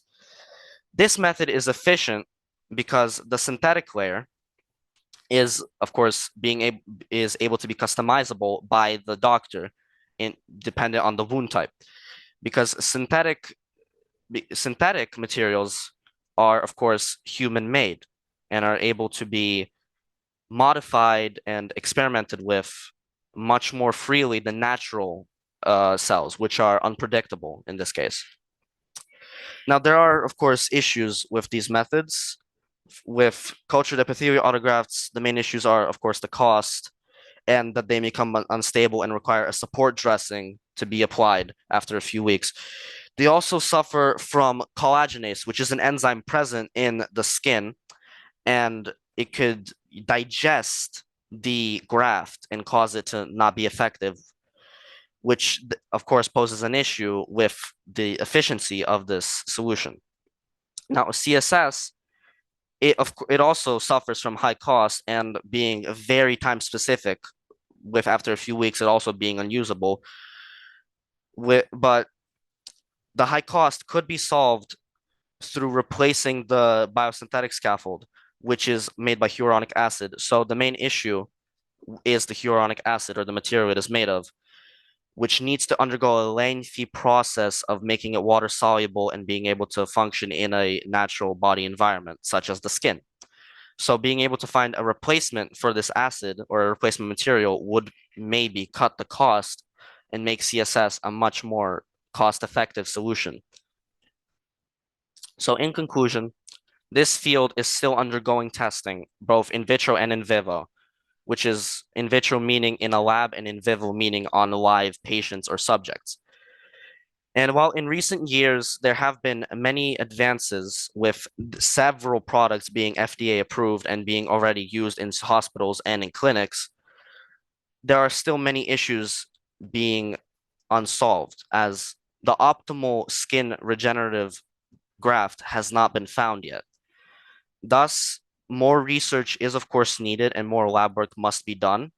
And from what I have done and from what I have understood, CSS and autologous substitutes are the most promising method through which skin regeneration could develop into a probable solution for these wounds in a battlefield setting and in a at-home setting. And these are my sources. Thank you for presentation, Dr. Klein. Yes, Zlatan. Quite detailed and very deep evaluation on the stem cells, skin regeneration, skin care, and not just skin care. It's a lot of with stem cells. We not only dealing with it; it's involved with the skin. It's we just had the ferrofluids recently, and now we're coming to the stem cells. I don't know which one is even bigger. They both are having stronger point. And stem cells has a way wide implementation and need in our daily lives and in the health-related issues and so on. And it's neurological disorders, orthopedics, oncology, injuries, cardiovascular, you name it. Everywhere we have stem cells involved. And going to the further, like you describe about different approaches, I just want to mention, you kind of, I didn't see in the beginning if you mentioned that we have a stem cells, we humans, I mean, you did mention because we're taking this autologous, all those approaches, right? They get skin from our healthy skin areas, as you mentioned that, and they doing all this grafting from the one part of the body to another part of the body, and if it's needed, and stimulating keratinocytes and so on and so on. Absolutely, but I just want to say every part of our body has the stem cells since we were born, and it just stem cells has their own development on. If you calculate the stem cells on just the babies who are born, and as we grow, we still have a stem cells. It just as we grow in adult life and getting aging a process, stem cells still exist, but they are getting in the dormant stage. They are, we call that latent stem cells, meaning those are which exist, but they are not function, they're still there. And they exist, but they're not planning to be activated. And that's why all those options that you mentioned, by the way, you did really, really thorough, great work, let me tell you. And nice chronological presentation, I like that. And you mentioned about allogenic, synthetic, autologous, different type of autologous approaches. synergenic approaches. It's like all those matter. And in main strongest point, you mentioned that, as a matter of fact, on the beginning of presentation, usually people remember beginning and the end. In the middle, they do also. But there was, it's something they forget beginning. You mentioned skin has self-regeneration ability, or body has self-regeneration ability. It just, what's happening with that ability as we age, it slows down and it's decreasing, and it goes to the latent dormant stage. And that's one clue word. Another clue word you mentioned, immunocompatibility. That's a very strong point. But that's what we going around all those approaches, all those grafts, all those unfortunate rejections. People, I mean, you put the grafts, you're spending so much time, effort. Besides the money, of course, it's expensive, time-consuming, but you want to help the person, to help the patient, and after all those efforts, you have a side effects, rejections, or like you mentioned, but synergenic approaches, you can bring a total different species. Excellent way that you mentioned that. Absolutely, we can get from help, we can get hurt the person, bring the different diseases, or it's a different genetics they have. That could be the problem. And regardless, all these approaches, what you mentioned, are definitely to come up with product which could be are efficient, could be product are working faster, because as always I say, sometimes when I talk to the patient, unfortunately the disease doesn't help. Doesn't matter.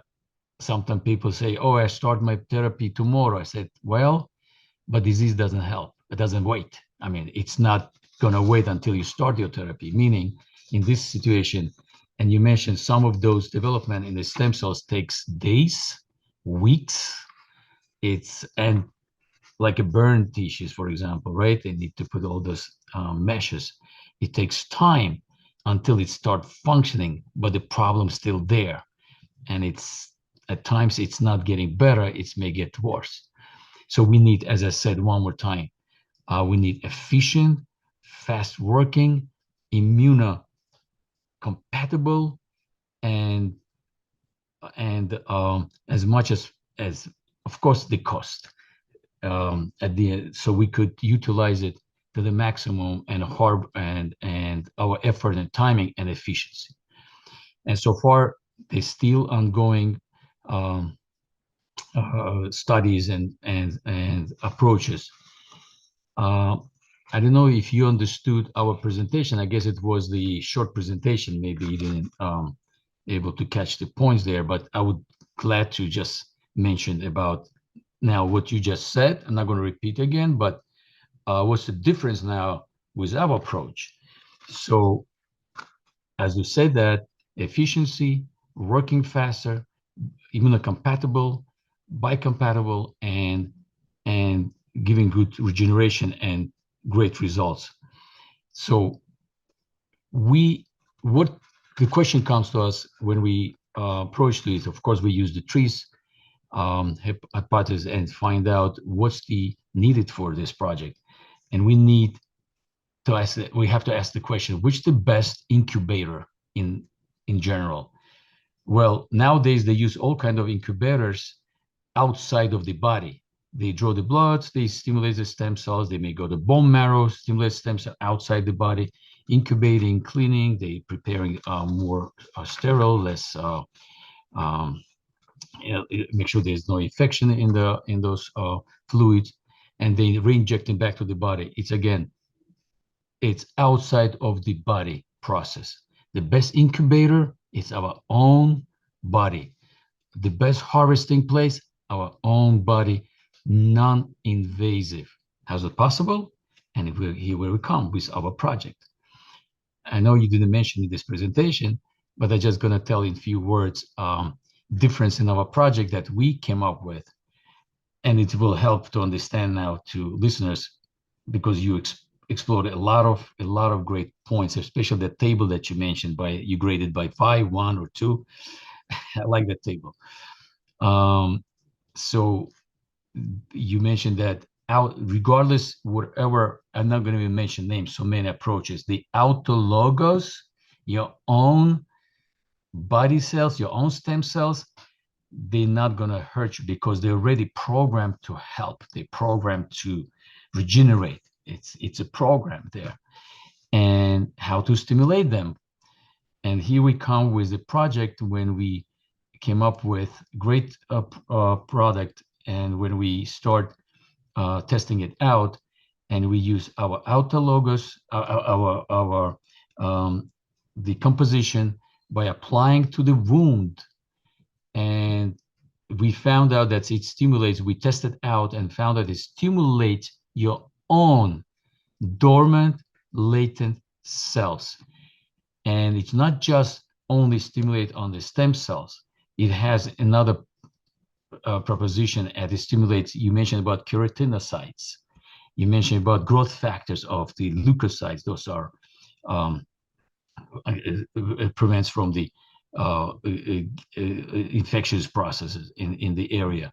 It also improves angiogenesis. That means increase the vascularity because it works on the vascular endothelial growth factors.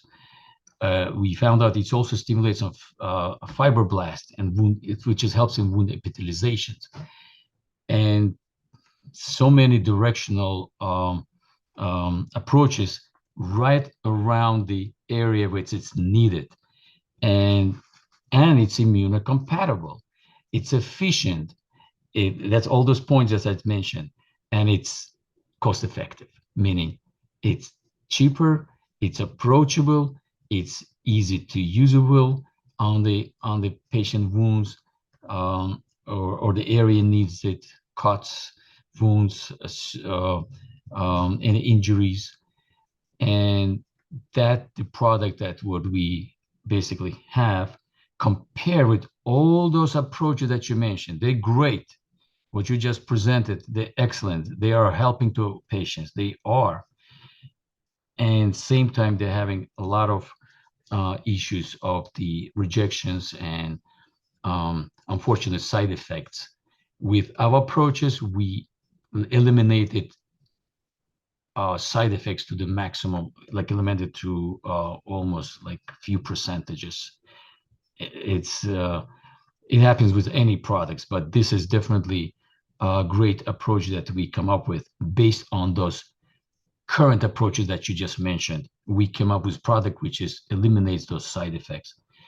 As I said, efficiency, local use, and stimulation on the regeneration points, and decrease pain as on the patients as they by stimulating of vascularizations around the wounds, around the tissue. We don't have to do any invasive approaches. We treat right on the spot, and we stimulate your own autologous stem cells. And this could be used in so many areas, as in it's simple, just regular surgeries, so many surgeries. In orthopedics, I just mentioned, for example, regenerative process.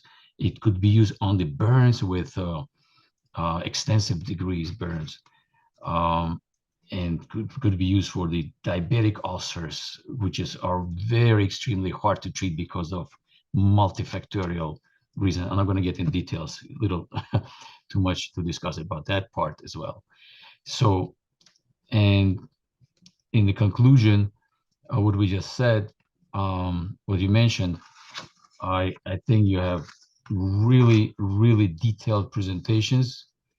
That's so far, Dr. Farber was giving A+. This is A+ from me to Zlatan, and really detailed that part as far as the type of the approaches and the cons and pros and cons. You highlighted those parts as well. You had your own opinion to mention.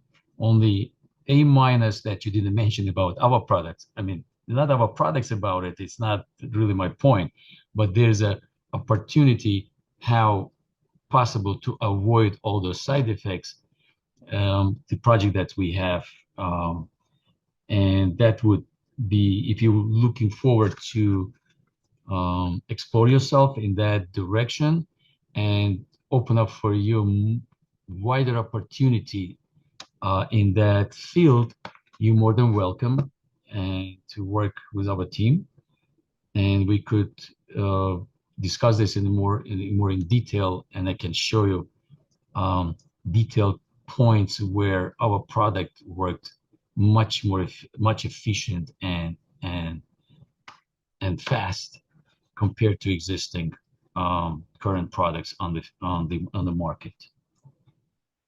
Yeah, I would consider further research of my own in this topic in this field. Thank you.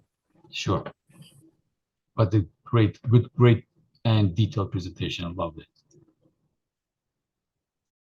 Thank you. Thank you. Thank you, Zlatan. Thank you, Dr. Klein. I want to add a few words for this. First of all, presentation is beautifully done. And I don't ask you this question, but probably want to be a plastic surgeon in future. I was actually considering orthopedics or dermatology. Oh, great. This is a great topic. Historically, let me tell a short story. Since I'm a scientist, I like different fields. And at the beginning or end of 90s and beginning of thousands, I worked with some scientists from few countries like Italy, India, Ukraine, and it was a question how to use autologous stem cells. They build the new clinics, but the incubator were obstacle for this process, because in incubators, you know how they took the stem cells, and it takes a lot of time to get this, and productivity of this incubator was not high. And we consult many companies, and they ask how to solve this problem, and it was minor changes in this construction, and I use TRIZ. According to TRIZ, and you read some stuff of this, what is ideal system according to Alschuler? Ideal system is a system which does not exist, but it functions implemented. For instance, from this point, maybe it's not nice example. Ideal car is no car, but you can instantly be like teleportation in different place. So when we use S-field analysis, we wrote these equations, and you know this S-field language, and it was after that it was so obvious the best way to solve this problem, right? If you use, instead of these external devices, if you use your body. And definitely I agree with Dr. Klein, it would be great if you include in your enhancement to your presentation stimulation of these autostem cells with chemicals. It's great, because in this case you have everything, and you don't need any external devices. It's number one. The second I would recommend for enhancement, this is great presentation, no doubt. But usually in presentation, if you think about how to enhance it, I would add more visualization. Usually in presentation, use graph, diagrams, pictures, so less text, more this visual parts. It would be even better. No doubt it's great, but even better. Think about this way. And I like this topic about skin, because skin, first of all, skin is the biggest organ in the body. Nothing is bigger than skin. And skin definitely can be source of stem cells. if you special composition what we created, we name it the puzzle for now. And many of majority of scientists, they forget the skin is not like piece of paper, right? Kind of, maybe not good comparison, but on the skin we have Farber'S bodies. What is Farber'S body? We have been studying this Farber'S body a lot, many years. These are vibroreceptors. They're on skin. We feel vibration by this organ, by skin. I don't tell a lot about this, but we created a device which control body through vibroreceptors on the skin. For instance, how you can teach people who are mute, blind, and deaf without this Farber'S body. We created special devices where it's like Helen Keller, where we taught these people using the signals. In other examples, we made experiment for people who how to say, pilot of military aircraft. We made experiment. Pretend we made oh, I forgot to turn my.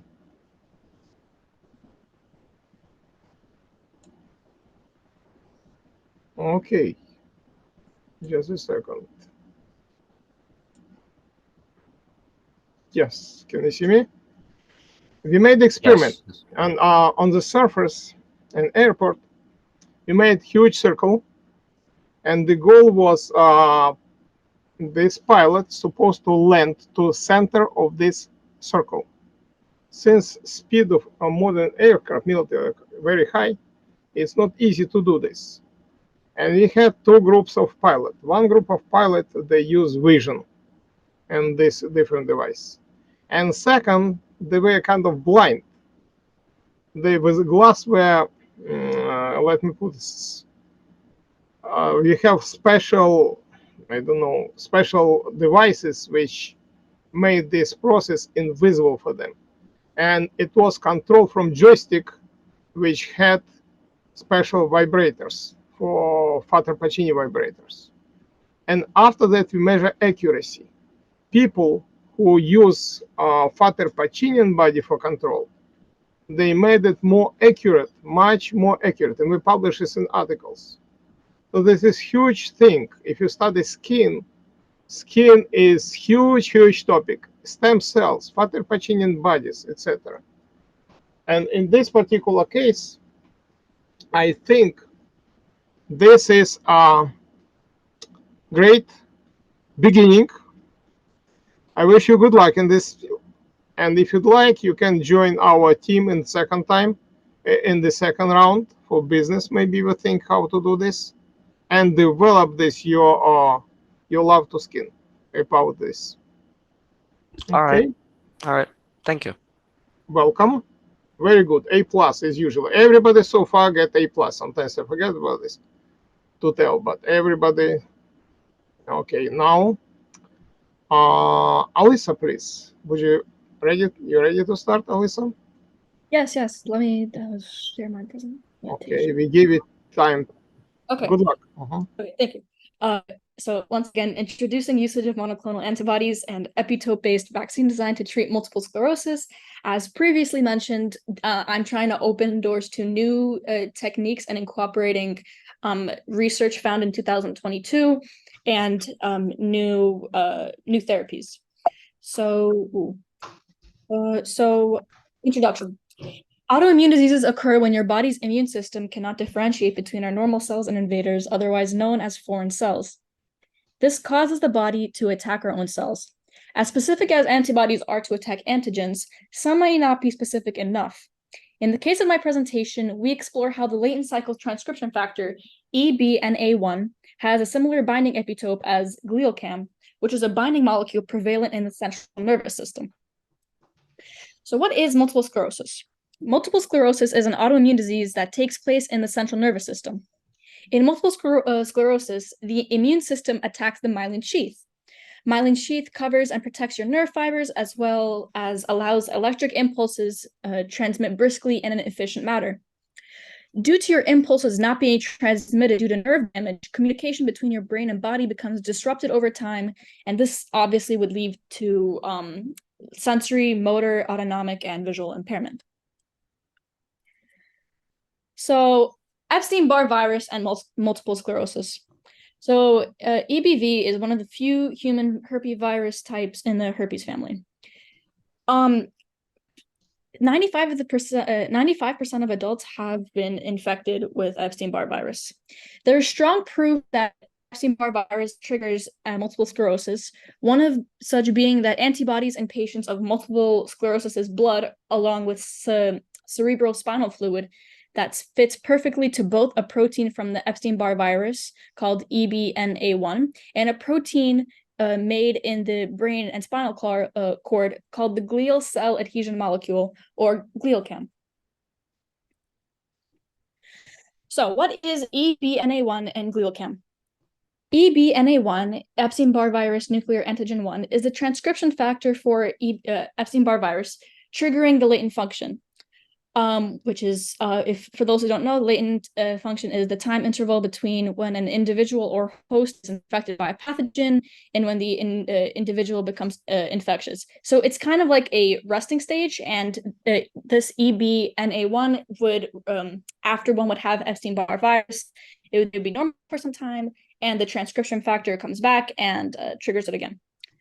While gliocam, which is the glial cell adhesion molecule, is a cell adhesion molecule expressed in the central nervous system by oligodendrocytes and astrocytes.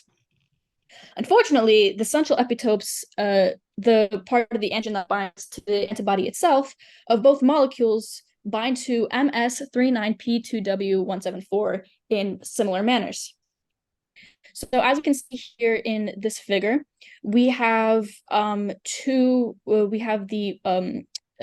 epitopes for both proteins. So we have and for those who don't know, AA stands for amino acids, and this is just a sequence in the sequence of amino acids in the protein. So this is just around the area. So we have this diagram displayed to the left, which shows the central epitope, which gets targeted by the by the molecule, and it's you see proline, arginine, and there's some differentiation between these two, which would be arginine again, and over here in place of arginine would be alanine, and once again proline, and here would be serine, and here again would be proline. So we see a figure displayed on the left is alignment of amino acid sequences circa the region of the central epitope. As we can see, the amino acid sequences are similar except for arginine and EBNA1 and alanine and gliocam. This will explain the different binding affinities depicted in the statistics on the later slides. So molecular mimicry is facilitated by a post-translation modification of gliocam and may try to explain the cross-reactivity between anti-EBNA1 MS39P2W174 to gliocam. So this is the study that I obtained all these graphics from. In William Robinson's laboratory at Stanford University, determined if phosphorylation at serine residues surrounding the central epitope region, which would be serine 376, 377, 383, and 383 and 384, could increase the binding affinity of MS39, I'm just going to call it that for short, to gliocam amino acid 370 to 389. So serine 376 increased MS39 binding by a 50-fold, and additional phosphorylation of serine 377 further enhanced binding affinity. So increasing by a certain fold would mean the turning of the sequence into a tertiary structure. So you would be promoting the folding of the protein. So phosphorylation at serine 376 likely promotes binding by providing new polar interactions to the proximal LC, possibly with arginine 3,6, a positively charged residue that is mutated from asparagine in the germline. So in the provided figure, we see peptides E, B, and A1 and amino acid 386 to 405, which is over here, and gliocam amino acid 370 to 389. So we see multiple variations of with this, obviously, as we would want to see the different effects of the phosphorylated serine in the expression. So EBNA1 scrambled protein and the stable protein, BSA, would be, so glial cam sequences in the graph have different phosphorylated serines to compare which phosphorylation would result in a greater binding affinity as mentioned above. So OD means an odds ratio, which is cropped out of here, unfortunately. But an odds ratio is basically the ratio of the odds in an event occurring in one group to the odds of it occurring in another group. We clearly see that, so for example, if the ratio is 1.2, that means there is a 20% increase in the event happening. So we see the phosphorylation of different sequences, phosphorylation at different amino acid areas. So for example, here we see a phosphorylation at serine 376. And there are different variants to how much the how much expression or how much binding you see within the molecule. We see that the two have a similar binding. So the connection between the molecular mimicry and multiple sclerosis. Plasma sample from multiple sclerosis patients, which is 36, and healthy individuals, which is 20, for reactivity to EBNA1 and gliocam. So once again, we have the odds ratio, and we see the how much expression of each of the protein and of the binding site there is. So in the control group, majority of the patients are don't really have much expression of this protein, but in multiple sclerosis patients, we have around a similar amount, but we see some like error patients. We see people that go beyond like the average. It's a similar in gliocam. We see more patients having more patients being probable for being expressed for the protein. So as depicted to the side, the reactiveness of EBNA1 amino acid 386 to 405 and gliocam are increased in multiple sclerosis patients. As compared to the control group, which is without multiple sclerosis, although the difference does not warrant statistical significant difference due to error bar overlap, the difference is still very visibly drastic. This molecular mimicry between these two proteins is evident in a set of multiple sclerosis patients. So we see the different, this is basically the different patient numbers. So in the photograph below, the MS39 was stained. So this was in a lab with, this was in vitro, I believe. The glowing regions depict versatile regions of the immunohistochemistry of mouse brain regions, stained with MS39, proving how MS-P39 attacks gliocam, as we can see evidence of the chemical interaction with the chemical throughout the brain. Perivascular, so we see the glowing regions, which are very obviously lit throughout different regions of the brain, like the cerebellum, the occipital cortex. They're glowing, which we can see. We see how this this this antibody reacts to this mistakenly, causing a chemical reaction throughout the brain, which was stained with fluorescent, and we can see an obvious chemical reaction throughout the brain. Furthermore, immunization against EBNA, amino acid 386 to 405, increases neuroinflammation. So what exactly does this mean? So if you were to target that area directly, it would increase more problems, because neuroinflammation is kind of a positive chain. Like if you were to, if there were to be neuroinflammation, it would lead to more and more and more, because you are damaging more cells, which is, harming them. And they will further release chemicals that will oxidize the rest of your brain. So EBNA1, or amino acid 386 to 405 immunization, produces more anti-EBNA1/GlialCAM antibodies in the mouse model.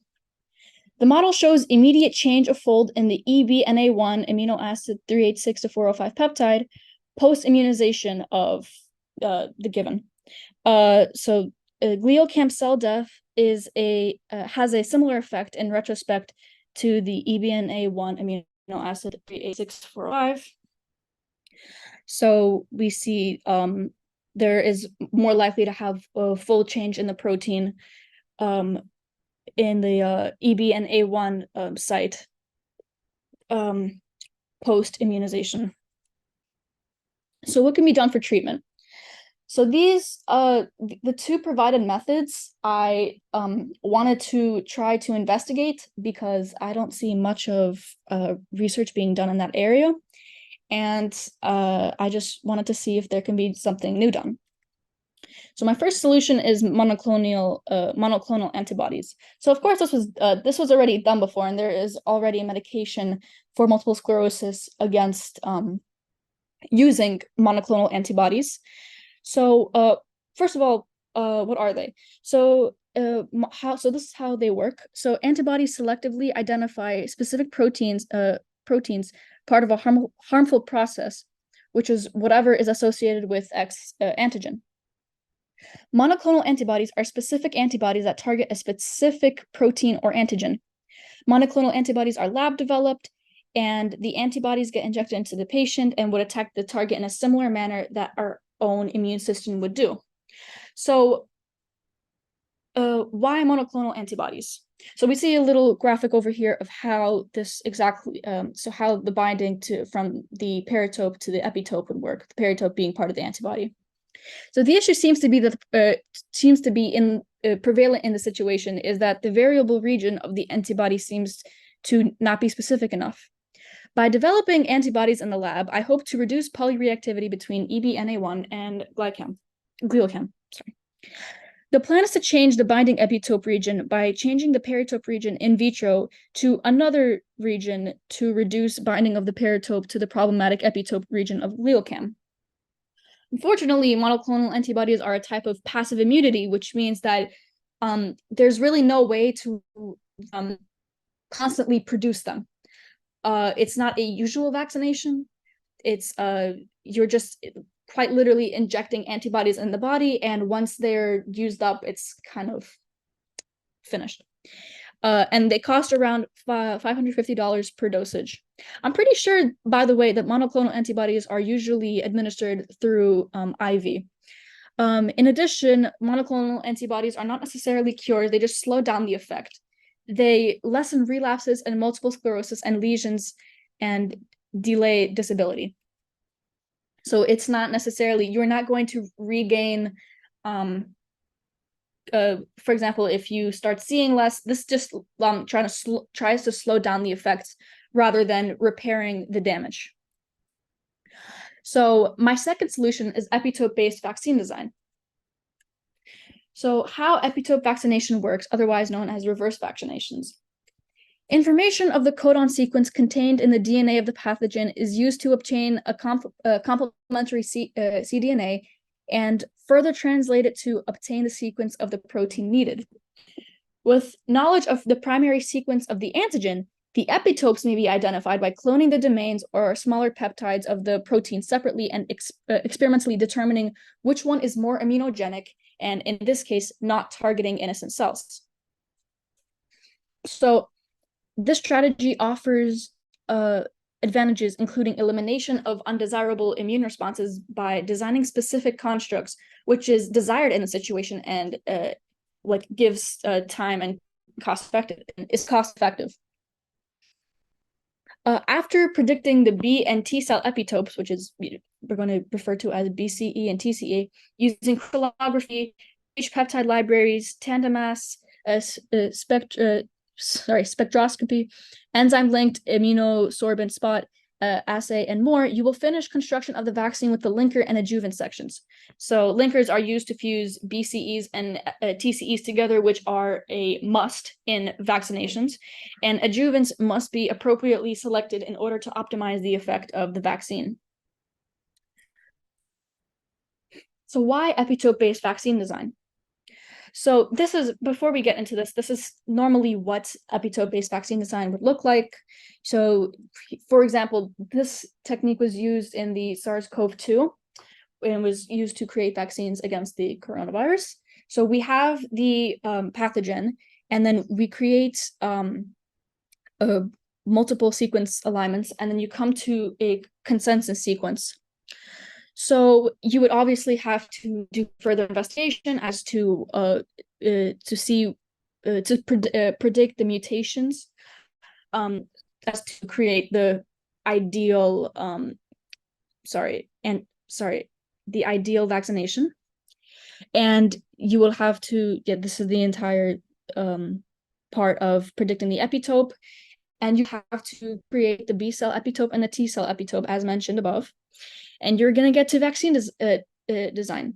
So then you are gonna have to get into in silico evaluation, which is, so it's kind of like in vitro. I'm pretty sure it's supposed to be lab, like designed in a lab, and in vivo is supposed to be in humans. So in silico is actually computer designed. So you get to see the process through computes. I mean, well, now you can see it with AI and the new technology modifications. So you're gonna, then you see the physiochemical characteristics, and you're going to get to compare the homology modeling. And eventually, after seeing the computer modulated effect, you're going to come to a vaccine candidate and eventually test it out. So as mentioned earlier, the issue is the similarity of the glial amino acid 370 to 389 and eBNA1 amino acid 386 to 405. They're amino acid residues within the epitopes. I want to see what would happen if vaccines could be developed to bind to epitopes that are not within the region. They can be performed in silico, which would be cost effective, time effective. I mean, I'm pretty sure they will be, but we're going to save a lot of money by trying to see how this would develop in AI, specifically avoiding the AA386 to 405 region. So something that's great about the epitope-based vaccine in this specific, in this situation, would be that we given, like, thankfully to the research that we were given, we have some idea of where the undesired epitope would be and like where we want to avoid creating the vaccine around. So this would be done in hopes of not producing antibodies for that epitope, thus not producing antibodies for the glial cam epitope. Conclusion. Despite how straightforward these techniques are, there's not much known about it in regards to the project. Thus, there may still be some difficulties in regards to how efficient these methods are in regards to leaving the glial cam protein undisturbed so there is no degeneration within the myelin, lesions, or plaque sites created. Additionally, more can be done in regards to preventing Epstein-Barr virus, as the issue arises from eBNA1 needing to be transcribed into to trigger latency. Conclusively, I believe the provided methods may be able to downregulate the immunogenic response to glial cam, reducing inflammation and a positive feedback cycle that would lead to further demyelination in the central nervous system. Also, there is currently, I would like to add, there is currently a epitope-based vaccine design, which is supposed to be down-regulating a specific gene, but I would like to try to be a little bit more specific in creating the vaccine. I want to have a specific cell and a specific molecule, not just an entire gene. The gene being, I'm sorry, the gene being a human HLA class 2. So I'm sorry, yeah, that's it. And these are my sources. Alisa, that wasn't an easy topic. And but very detailed, and you went really deep with all these epitopes and went to details on viral etiology. But I want to go a little before we get into details. That's what you mentioned, which is really detailed and quite extensive, which is great. That you try to get in the deep of the problem to solve the solution of the issue and the cause.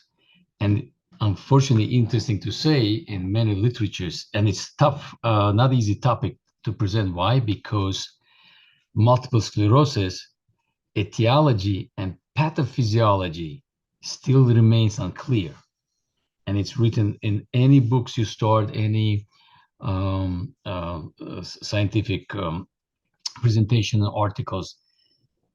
Although there are a lot of theories behind it and findings and causes, and they're trying to discover it, different cause of the etiology behind this multiple sclerosis. And therapeutic, without etiology, you cannot even develop proper therapeutic agents. But main part, like strongest part, and unfortunate, it's autoimmune process. You said that. That's great. And that part you took it really strong through the this presentation. You mentioned about it's your own body start actually bombarding your nerve system, the myelin sheath, which is protective cover of the nerve system, and then we have all this side effects and physical and emotional and neurological symptoms that patients develop. Now, coming to the topic here, I mean, back to the presentation, you quite greatly showed the EB virus, but not only viral etiology behind. Since I said there's no known exact cause of the multiple sclerosis, they also it's good to mention about infectious disease, autoimmune, just unknown etiology, they called it, and genetic factors. Even they try to look it up through geographical modeling from risk development in different areas of the planet where the most of the MS happens. It's still not definitely clear the cause of it, but even same time, as you said it in the presentation, are they discovered through the different testing, through the spinal tap, through unfortunately after death, post-mortem, through the pathology slices, they found out these type of markers, I would call EBNA, glycam. You mentioned about MS39P, W174s, inflammatory factors. They're much more. You thank God you didn't get into more details. I mean, it's a great topic, but it's so not much underdeveloped because there's no known cause of it. But at the same time, you presented pretty good about the most common ongoing current project, and that what they're looking for as a viral etiology, post-viral exposure. You should have mentioned about statistical part. Is anybody who got EB virus positive going to have MS? No. Is anyone who has MS has the EB virus? No. Again, it's like very not definite about it, but there are majority have a marker of EB virus. Some of them are cytomegalovirus, CMV virus as well. As you mentioned, it's a family, herpes virus family, which are basically what they're creating is, as you mentioned about mimicking or cross reactivity, as they creating inflammation around the nerve area, nervous system, they redirecting out. We have our immune system for good to help us out, to prevent us for the problems, for disease, for cancer, and so for so many issues. But unfortunately, this cross reactivity from any reason, as the EB virus you mentioned, making immune system attacking your own body.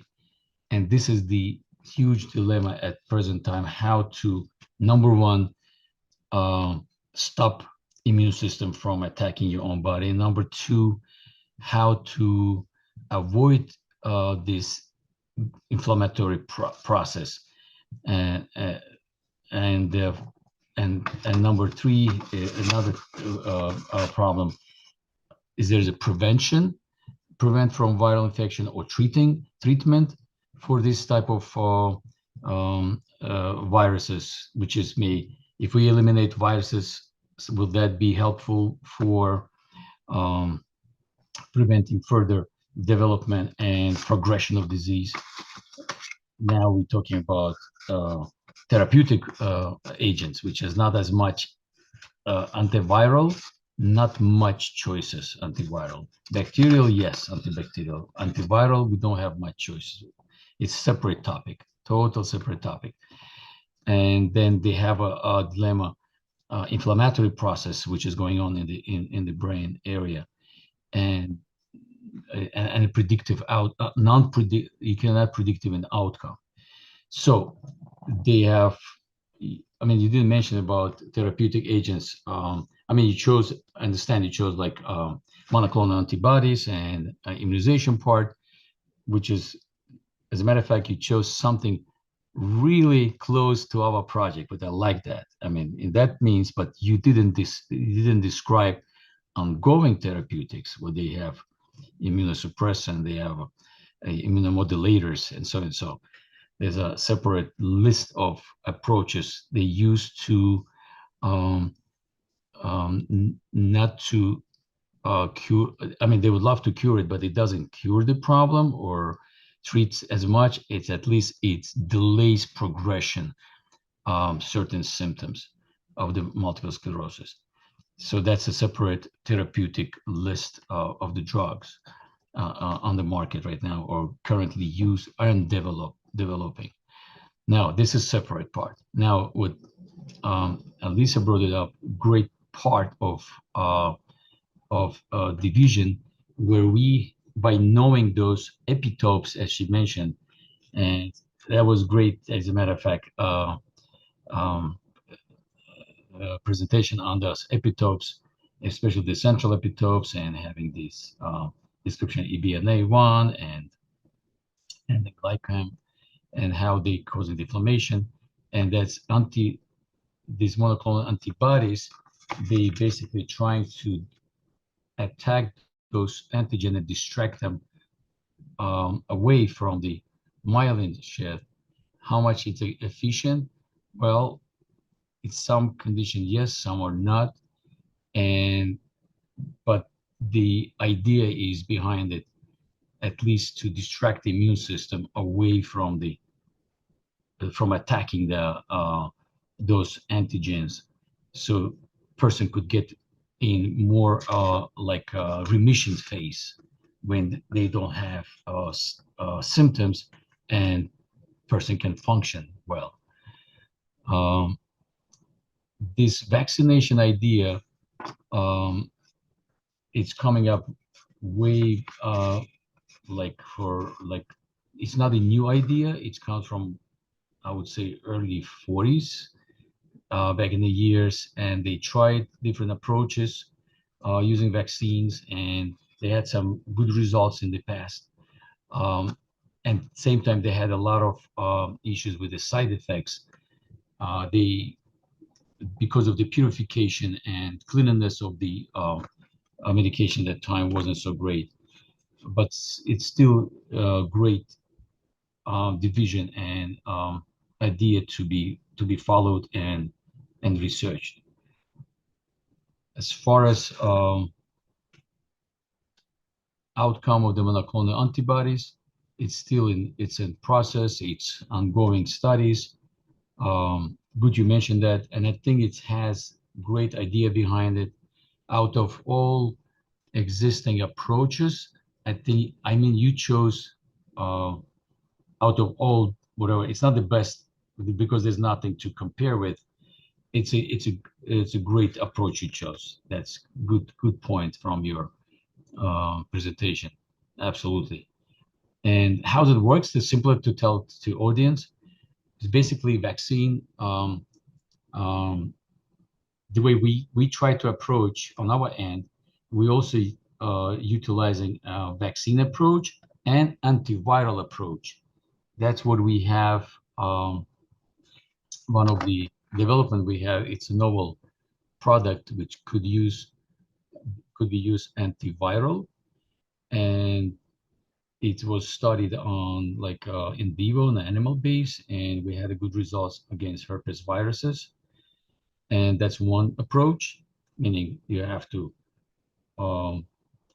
bring down the virus, not to causing further worsening and causing decrease the inflammation on the in the body, and especially creating those antigen that Elisa mentioned. That's one approach from our end. That's what we actually developing, and we had some good results as far as antiviral part of the herpes virus families. And second, you want, since the problem already developed, what you're going to do about it.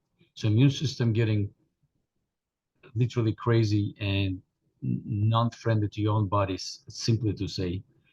And so you want to distract that immune system to where? To what division? To give some break to the body, to get this myelin to redevelop, having chance to decrease inflammation. So that's another approach we were coming up with. This in process right now on our end.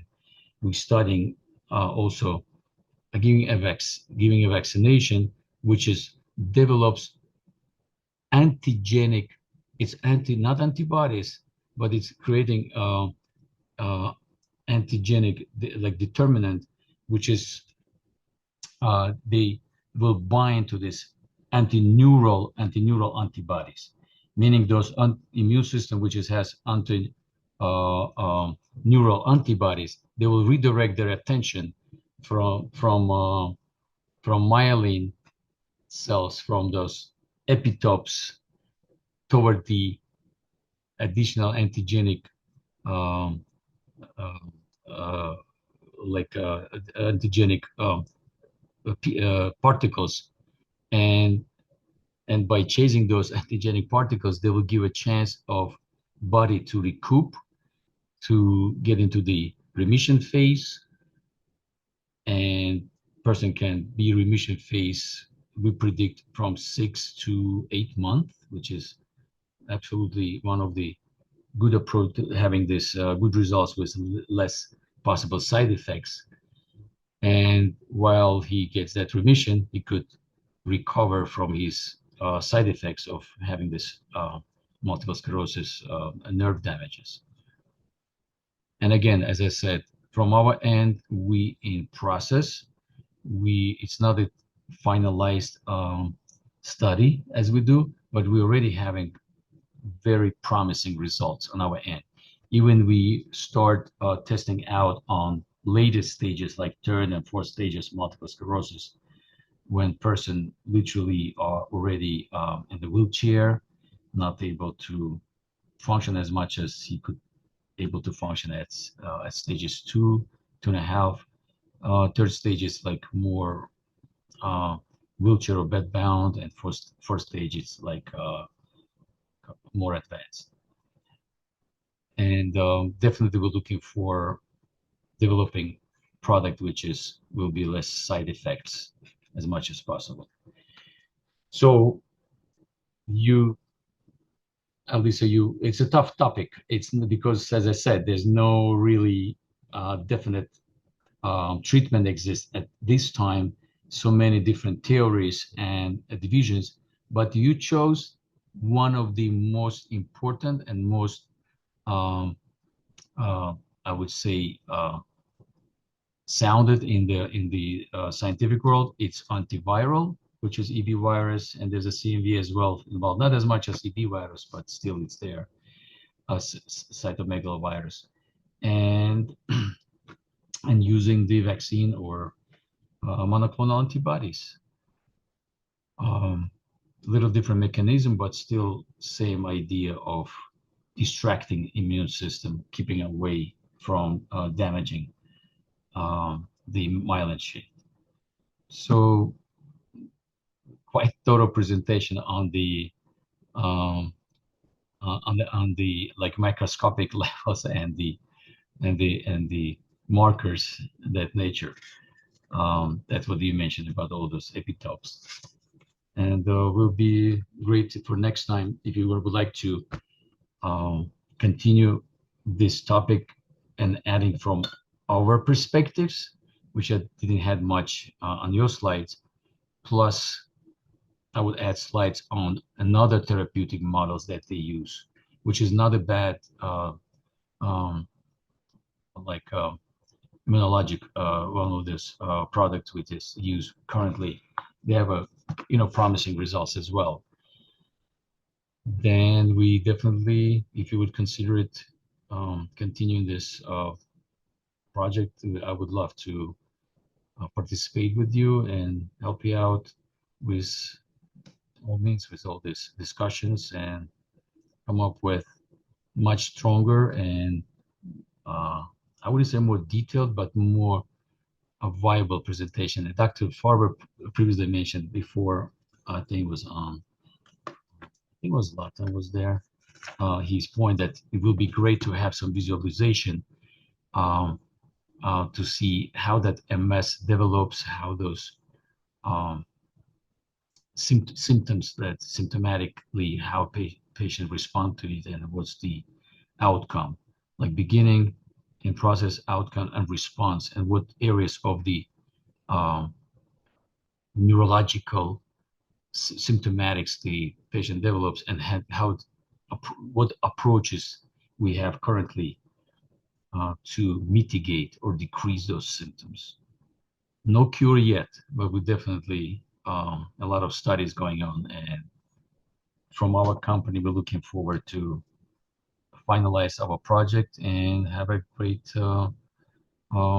product for therapeutic product at the end.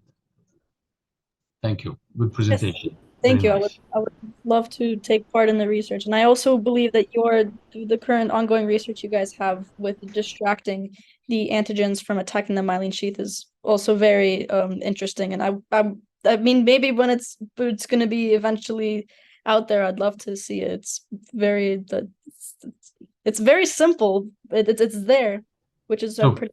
absolutely. Yeah. So you're right. We're coming up from two directional. Besides we distracting it, same time we going antiviral.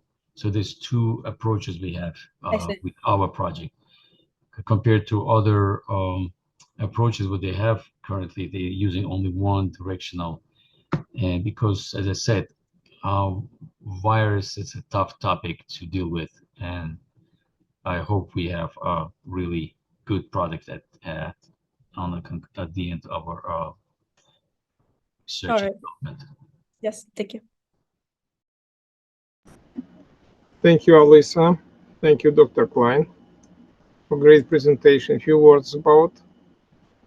First of all, this is high quality presentation. You can speak this at scientific conference. A lot of illustration, and you focus on molecular mechanism of multiple sclerosis and EBV reproduction. We have been studying EBV. I will tell you a few words in my small presentation. And a vaccination approach based on monoclonal antibodies and early EBV is well described. But topic, as Dr. Klein noticed, is not easy at all. For instance, we have some contradictory issue. You know the etiology of multiple sclerosis, right? Is not clear. If Epstein-Barr virus affects more than 90% of population, why does multiple sclerosis affect a very small part of population? Or another one, good idea to represent on presentation other factors which play a significant role in the onset and development of multiple sclerosis besides EBV. I'll tell you about our mathematical models for when we study the herpes viruses in a few minutes. But for this, I have to switch screen for a second. But Alyssa, great job. A+, smiley face. Be really proud, very nice. Thank you so much. So all of you students, you did great job. Really, right? And first of all, my suggestion, I'm gonna again explain why we have this internship. First of all, it's always pleasure to work with students, but also I want to see how it has impact on many different issues for you. For this, I'm supposed to switch screen in a moment. Okay, I know we work a lot, but 20 more minutes and we finish probably. Okay, just let me switch screen. Can you see my screen, students? Yes. Excellent. Yes.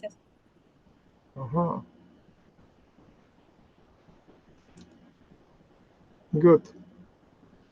So I try to summarize what we have. I make it bigger. Okay, and here from internship. So why we decided to use this approach?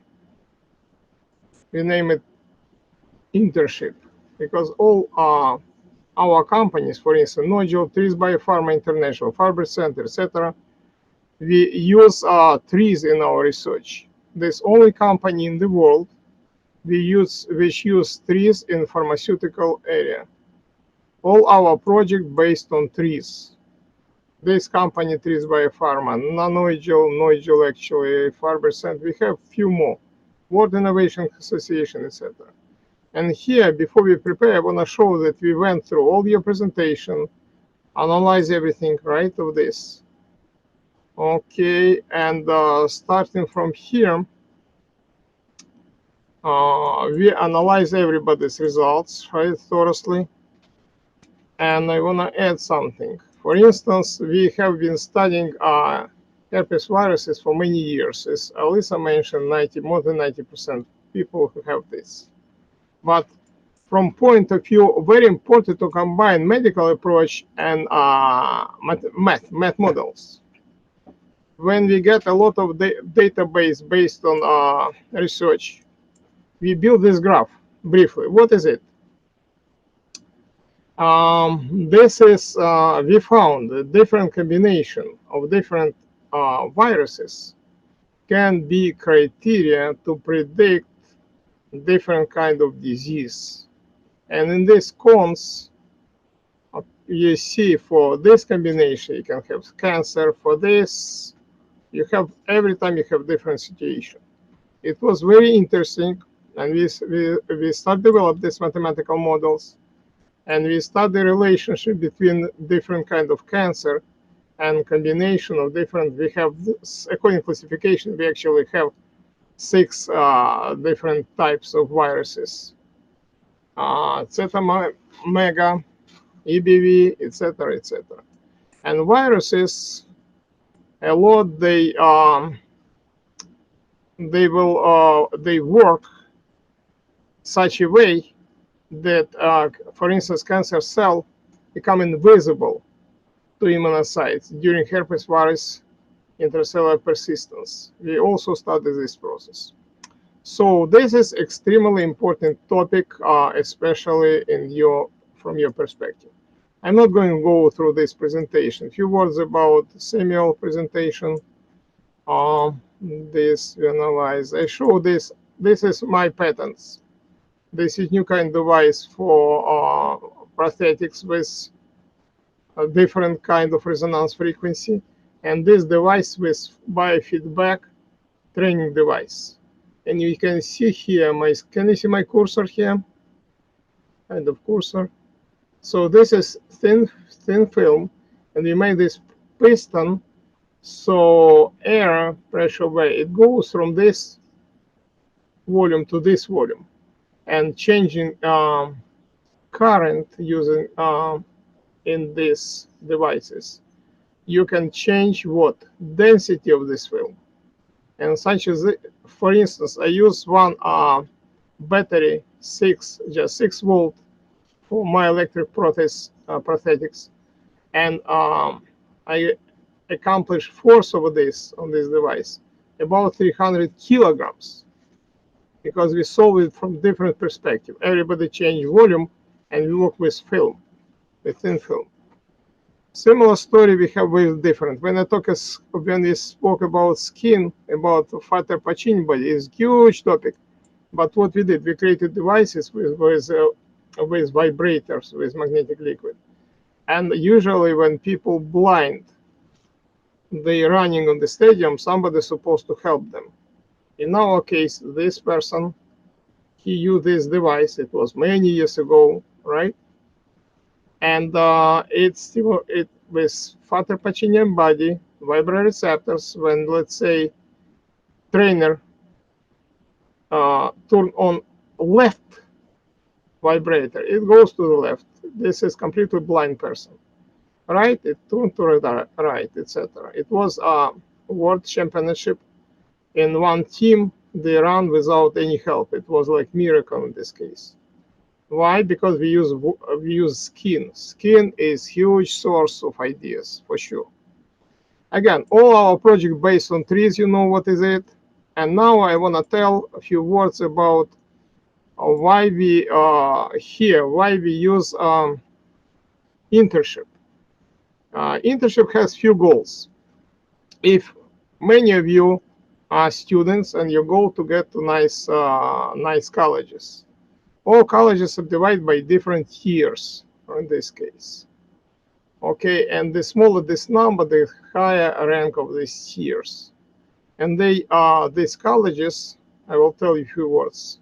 Everybody has this classification. This is top tier, and all of them are. It's related also not to top colleges, also to low level, low rank. And competition increases substantially right now. It's not only for Ivy League to get this. And for instance, New York University, we have also statistics for this, county admission statistics. So competition increasing from year to year. And Stanford and Harvard also, we have all these graphs, right? Less and less room to get this, right? In this case, because people. Why? Why we supposed to know this? There are 2 points. I use this cartoon. This is 6. From point of view of college, this is 6, and from point of view applicant is 9, right? So we have 2 points of view in the problem for admission. And admission is a key to get you to the best colleges. If you get to the best college, you get the best profession, best knowledge, and best future. Here on this slide, I took from site of Stanford and Yale University. And look at this, what they wrote. There are a lot of information, but this is a key thing. Of course, academic achievement is important, but we are also looking for evidence that this young person has a passion. This is number 1. What kind of passion? Scientific passion. And that he or she will bring something unique to our community. You're supposed to bring something unique and bring passion to something, right? Scientific passion. Or Yale University. Each applicant bring uniqueness. You see commonalities here to the selection committee table. Perhaps one applicant stands out because of its brilliant references, while another demonstrates outstanding extracurricular talent. Maybe your personality will shine through a powerful written voice. This is important. So let's go through, and if you understand this process, easy to control this process. Point of view of colleges. Again, this is, I name it, planetary model of college viewpoints.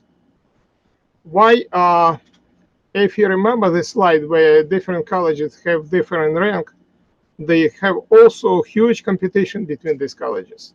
The higher rank of colleges, the more people they get, more money they get, etc., etc. So what their point of view?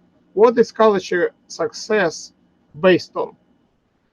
First of all, it's based, if it's successful, it goes to rating. And high rating colleges is more prestigious, etc., etc. And since the most prestigious, they have the best professor. They have best reputation, prestige. And they can increase tuition fee. For instance, Kingsborough College or Harvard, right? Different. Very important, this alumni who graduated from this college, who really have passion and they have great knowledge. They created company like Bill Gates and many people, right? And they make donation billions to this college. They want to get, in order to survive, they always think about this idea. And this, everything based on alumni success as well. So far, so good. Next, let's go to the second point. Why we supposed to know this? Because based on this, they have criteria how to accept you to this college. Now, from point of view applicants. Okay, this is passion, your scientific passion. In order to get to this college, you have to have academic level, you have to study nice. You have to have strong extracurricular activities. Let's say many of you have sport, right? And some people, I'm not against the sport. I have master degree in sport. I was a trainer for many years. But no, in this case, they take consideration this, right? All this stuff. If you really accomplish something, you just play football like everybody play football. If you just sing like everybody, not top result, not Caruso, it doesn't pay attention because they remember their goal. They have to have something distinguished in this case. And scientific curiosity, they are looking for scientific curiosity. Why? For instance, today you study skin, and you show in your presentation your magnetic fluid or skin or sclerosis, everything you have. So probably in future you develop based on their knowledge, and now knowledge you get on this college, maybe you develop a new corporation and a new method. And this, because you do this, college becomes famous. And after that, you become alumni, and you can pay back to this college. Very important to have recommendations. For instance, if your parents give you a recommendation, doesn't count. They check everything. It makes sense, right, students? Even friends of parents does not work because they check when they discuss this, right? The very important is influence. How is your idea have impact on community? What are your personal skills? What is your characters? If you goal-oriented, you have strong character, and you prove it, they're looking for these people because these people don't afraid of difficulties and they move forward. And this is great criteria. If you had more time, I would tell you about this, but this about this. And very important, if you have, look at this, this green extracurricular activities, right? Recommendations, scientific curiosity. In this internship, right? You can tell a lot of stuff if you're really strong in this. If you change your presentation, enhance a little bit, right? and how, for instance, you resolve problem with magnetic fluid, any of this topic you have, right? And it definitely has great impact on community, on life of people. Now, that's why we have internship. Internship not only for this, it's also for proper orientation, because some people, they study in school for many years and they have no idea. I spoke to one person many years ago, and I asked, what is your goal? He said, well, I want to sell ice cream because I like ice cream. Is it nice goal for students? What do you think? Okay, next. And when we created this method and we use, right, we understand how to make you different, right? Remember this slide? They are looking for different, unique. Do you think many people study the topics that you mentioned today? What do you think? In high school? I doubt. And we created this system. Again, I'm not going to return to this planetary system, but first of all, if you're talking about academic, we use special method of images and not everything converted. Solid foundation. You have to have GPA, all this stuff. It's good, but it's not enough. If you have one criteria out of 5, 6, does not work at all. Because everybody who goes to nice college, they have nice parameters of this academic. What about other aspect to make you unique? Do you think many people know about TRIZ United States? Not at all. And all our team, I have master diploma in TRIZ. They look for different aspects in our method. They use 48 years education for 48 years teaching pedagogy, 19 educational diplomas, 17 years we teaching online in distance technology. And we use different, I even don't know how to translate these abbreviations. STEM, you know, homeschooling, business, everything. All this combination gives you to get this one. Now, some area in which you work. Today we show you tip of the iceberg, just few of these projects we have. We have much more. And behind of this team, we work on all this, for instance, I have been working in AI more than 35 years. In bioengineering, many years. All these parts give us opportunity to give you a nice idea for projects. And it gives you ability to be unique, because you get typical extra curriculum and medium or unique. Definitely have unique, because all this combination make you unique, you different. After that you get strong recommendation. I'm CEO of many companies, right?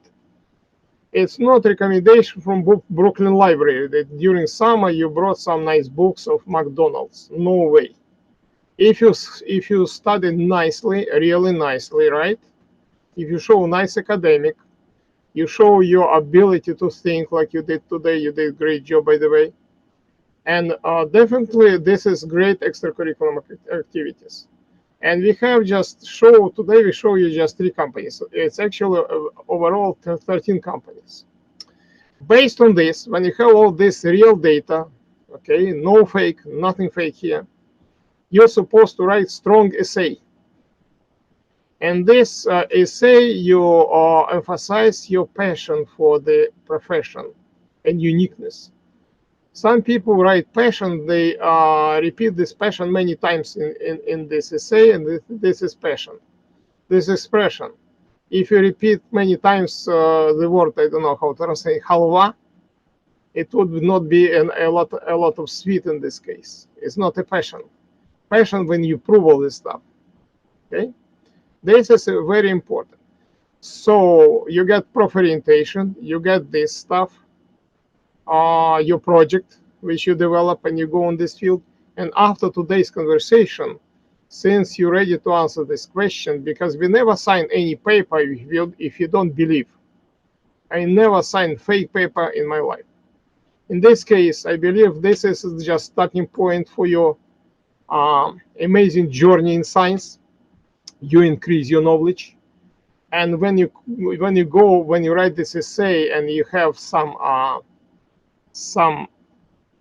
meeting with admission office, they will be really amazed how to prove it. You have our recommendation, you have this project, you understand about this project, you study about this project. Plus, ask your parents permission. Everybody will send you some form to put on the site, on our site, or Facebook, or your presentation. In this case, in your resume, you can include a link, and they can check my credentials, Dr. Klein credentials. Many people who coming to this country, they asking about some references. For instance, after my recommendations, some people get Doctor of Science, not even PhD, Doctor of Science, they get a new job because we have strong foundation, and these all recommendations are real. We never sign in our life something fake. And you know this is top level of durability in this case, and you get this. But only if you don't have nice scores in school. So now try to work harder, because you can get strong in you can be strong only in one field. Let's say in field of this project, because everything based on math, right? So we're not insisting with us or without us, but you have to have nice academics score, right? When you show nice academic, if it's not nice, start working. You have to be motivated. And what is it? The next slide is definitely your goal. I took from my presentation, from my goal many years ago. What is this? Vector inertia. Remember this? TRIZ, like chicken moving left, right, jumping left and right. And smart thinking, when you have a goal, ideal final result, make this vector and moving this way. So choose your goal right now. For instance, many years ago, I got a goal to study scientific heritage of Leonardo da Vinci and get education in most areas of the heritage, and apply the resulting combination of knowledge in practice. When I studied this, I found what areas I have a lack of knowledge. A lot. It was almost in every area. And I work hard, and this I am in his bedroom when he was born in Italy, in his word Da Vinci, and this his window, and it gave me nice inspiration for my life. So think about this again. You have to have a great goal. And one more thing, since you are some of you almost in 12th grade, but you have less time, but life is not finishing. You can continue to develop this knowledge, and make us notes. If you're ready to participate in the business part of project like you did in scientific part of project, let us know. And Dr. Klein, very knowledgeable, you know this now, Dr. Klein, right? Under supervision of Dr. Klein, you will get through in business part in this, and you get huge, nice extracurricular activity which help you in your life to win in this not easy competitive market. And always remember about the strategy of applicant. Maybe it's a little briefly because you're tired. I have like few hours lecture about all these details, but you got idea. If you have any question, welcome, ask me. Oh, sorry, I just wrote this in the chat. What does the business part entail? Where is it? In this chart or verse 1? I'm sorry? You're talking about what is the business part? Well, you study market. You study market, how this, because there are two parts. One part is, remember, I don't remember who told this, the first, I believe, Adriel, right? He said about, for instance, there is a nice idea, but it's not implemented. You study under supervision of Dr. Klein market. We have niche. Our people interested in this. So we don't have this strategy right now written for you, like we did not have for internship before. But if we have this team, this is one team today. In a while, we have another team for presentation. And we combine all these people and they study this, your question from perspective, because we already speak the same language. You know terminology, and you see how these questions are demanded in the real market. So far, so good. More specifically, we will create this, right? Because what we have. We will make instruction to lead you by item 1, 2, 3, 4, like you get it for internship for this part, scientific part. More questions, students? I have a question. Yes. So regarding mathematics, do you have maybe any recommendations for learning differential equations? You know, as you mentioned. Well, before my suggestion, who asked me? I believe this Samuel, right? Samuel? Yes. Yeah. I expect this question from you. Well, before differential equation, definitely you have to know not pass with nice score calculus A, B, and BC.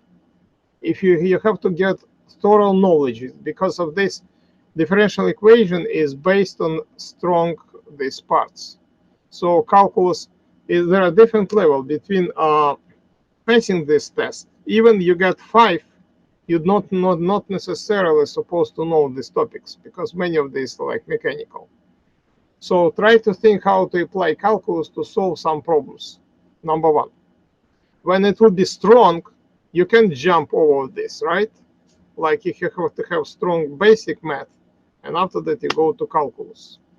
And because in calculus, we don't go in depth a lot of differential equation. We have course. I have been using a lot of all project based on differential equation. I probably show this. For instance, all mechanics based on differential equations. And I use in this case, you know, you took physics already or not yet? No, not yet. So there's Newtonian mechanics, for instance, and there is Lagrangian mechanics. And in many cases, for instance, if you even study two-link pendulum, Newtonian directly will not help you too much. You have to know how to operate with kinetic and potential energy because the system is not controllable easily. In this case, you're supposed to study this Lagrangian equation. I use for anthropomorphic robots a lot of Lagrangian equation. For study population, we use integral differential equation Volterra, and you can foresee how system grows, how it fights. But you have to get strong on this.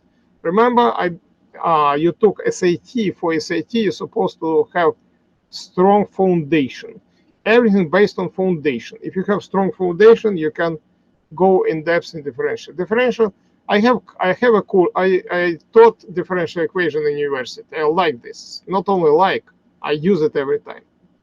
But if you will be strong in this part, we can open a course of differential equation as well.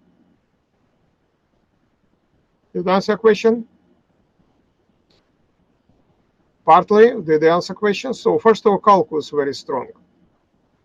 And for instance, how you feel about Maclaurin, Taylor, all this stuff? You feel strong, or you know this is for calculus? Yeah, I feel pretty good with Taylor series and all that. I've actually, in fact, already started with calculus 3, like partial derivatives, line integrals, etc. This is very good. Continue, keep doing like this. Be very strong because, for instance, we can solve any physical problem without Taylor-Maclaurin, really, because how you can very nice problem you can make equation, but you can solve it, right? You have to make some approximation in this case. But everywhere is math, for sure. Okay, students, any more questions? Yeah, Dr. Farber. So in my future, I want to study artificial organs like bionics, synthesized limbs and stuff like that. So when I go to college, what majors and if any minors do you think would be best for me to take so that I can specialize in that specifically? Well, it's different aspect of this. For instance, I had friends in Princeton or Northwest. For instance, is not Ivy League, but also very popular Northwestern. I had a friend of mine, professor on this university. He is this is biomechanics, for instance, right? Very important because if you know biomechanics, many stuff. You see, I just give example. There are a lot of engineers in all over the world, right? When they study anthropomorphic system without strong foundation in biomechanics,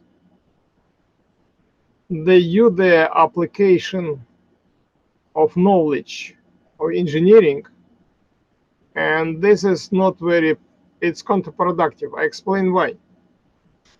For instance, remember even today I mentioned training devices, right?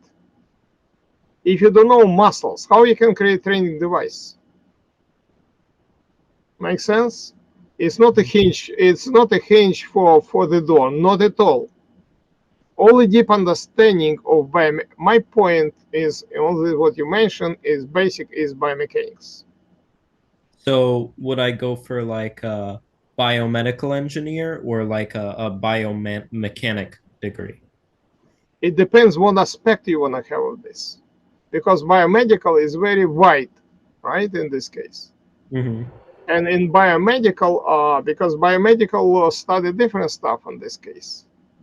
So what aspect? If you want to create artificial limbs, this actually bioengineering, but you have to get very strong foundation biomechanics. All right. Thank you. Very strong. This is combination of two. Maybe a good idea to take it from different places simultaneously. Okay. For instance, I'm professor of biomechanics, officially, full professor. And it helped me a lot when we work with those stuff. All right. Thank you. Welcome. Anybody else? Okay, thank you, students. Thank you, Dr. Klein, for great work, for a great job you did today. If you want to tell a few words, you'll tell. I just only mention one more thing.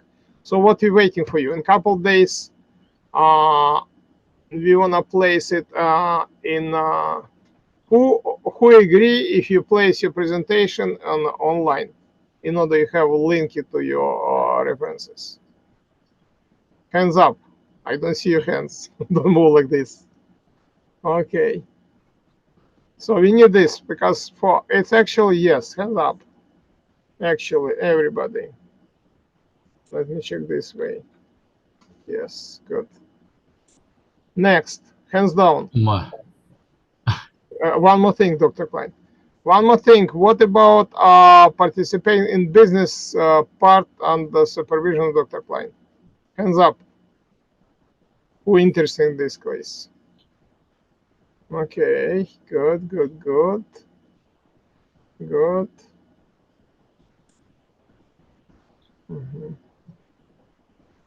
Good. So practically everybody. Excellent.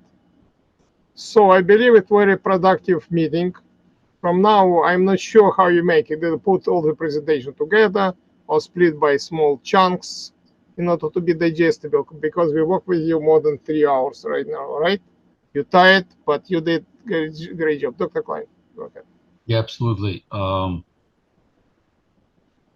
me, basically, it's first time I'm working with the students. Dr. Farber, that's his world, students education, and it's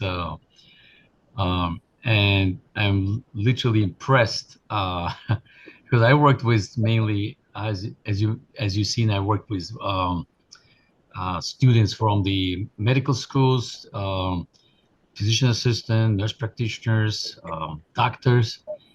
And let me tell you guys, you did excellent work, excellent. And all of you guys, even as Dr. Farber mentioned this, even you get into the really deep in the scientific part, really tough areas to deal with. And all of you guys, you really got this topic. You just went through your own soul, through your, you really use your compassionate approach to it. And really, that's impressed me. It means a lot to understand that you have a goals, you have a future. And as Dr. Farber mentioned, also great point, there's no such a thing, it's only mathematics, no such a thing, it's only physics or just the medicine. They are all connected. You cannot function without any of those scientific modules. And the greatest achievement, the greatest power we could have, it's a knowledge. And if you have that power, it really helps a lot in your life and in your career. Whatever you choose, it's definitely going to be it's assets. That's the investment. So I'm looking forward to work with this great team, and really enjoy today. Yes, it's a long day at the end of the day, but I really enjoyed with every topics that you guys present, and especially the way you presented, the passion that you have. And that gives me more energy to work with you guys at any levels, whatever questions you have. I'm always open to learn together. We're, as Dr. Farber also mentioned, we are not just the two of us here. It's a team behind this, strong, knowledgeable, very dedicated, beyond dedication, and people who loves what they're doing and enjoying what they're doing. We're all going to have a job, but you're going to have a work that you're going to have with pleasure, not because you have to.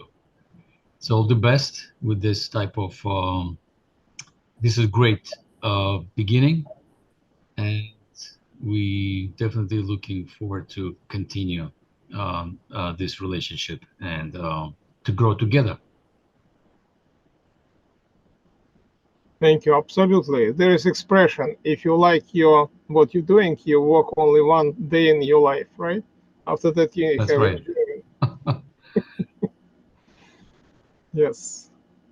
Okay, students. If you don't have any questions, so keep in touch. Congratulations, you passed the first step. Everybody got A+ smiley face, which is good. Best regards, and we'll think how to have check emails. Unfortunately, we don't have luxury to make meeting every time, because actually after this job we're supposed to go to our job right now as Dr. Klein. But we can communicate as usual by email, and you can enhance all the presentation. One day we can have another meeting, and that's it. Best regard to parents. You do really great stuff. Okay, time when you invest, and money when you invest in your brain, nobody take from you. Roosevelt. Right, Dr. Clay? Yes, absolutely. It's the best investment. Okay. So when you get this done, this presentation, everybody get links, and you will see this. Okay. Good. Good luck. Have a nice evening, everybody. Yes. Have a good night. Thank you so much. You Have too. a great weekend. Enjoy. Thank you, Dr. Farber. Have a good week. You too. Bye. All of you guys. Thank you.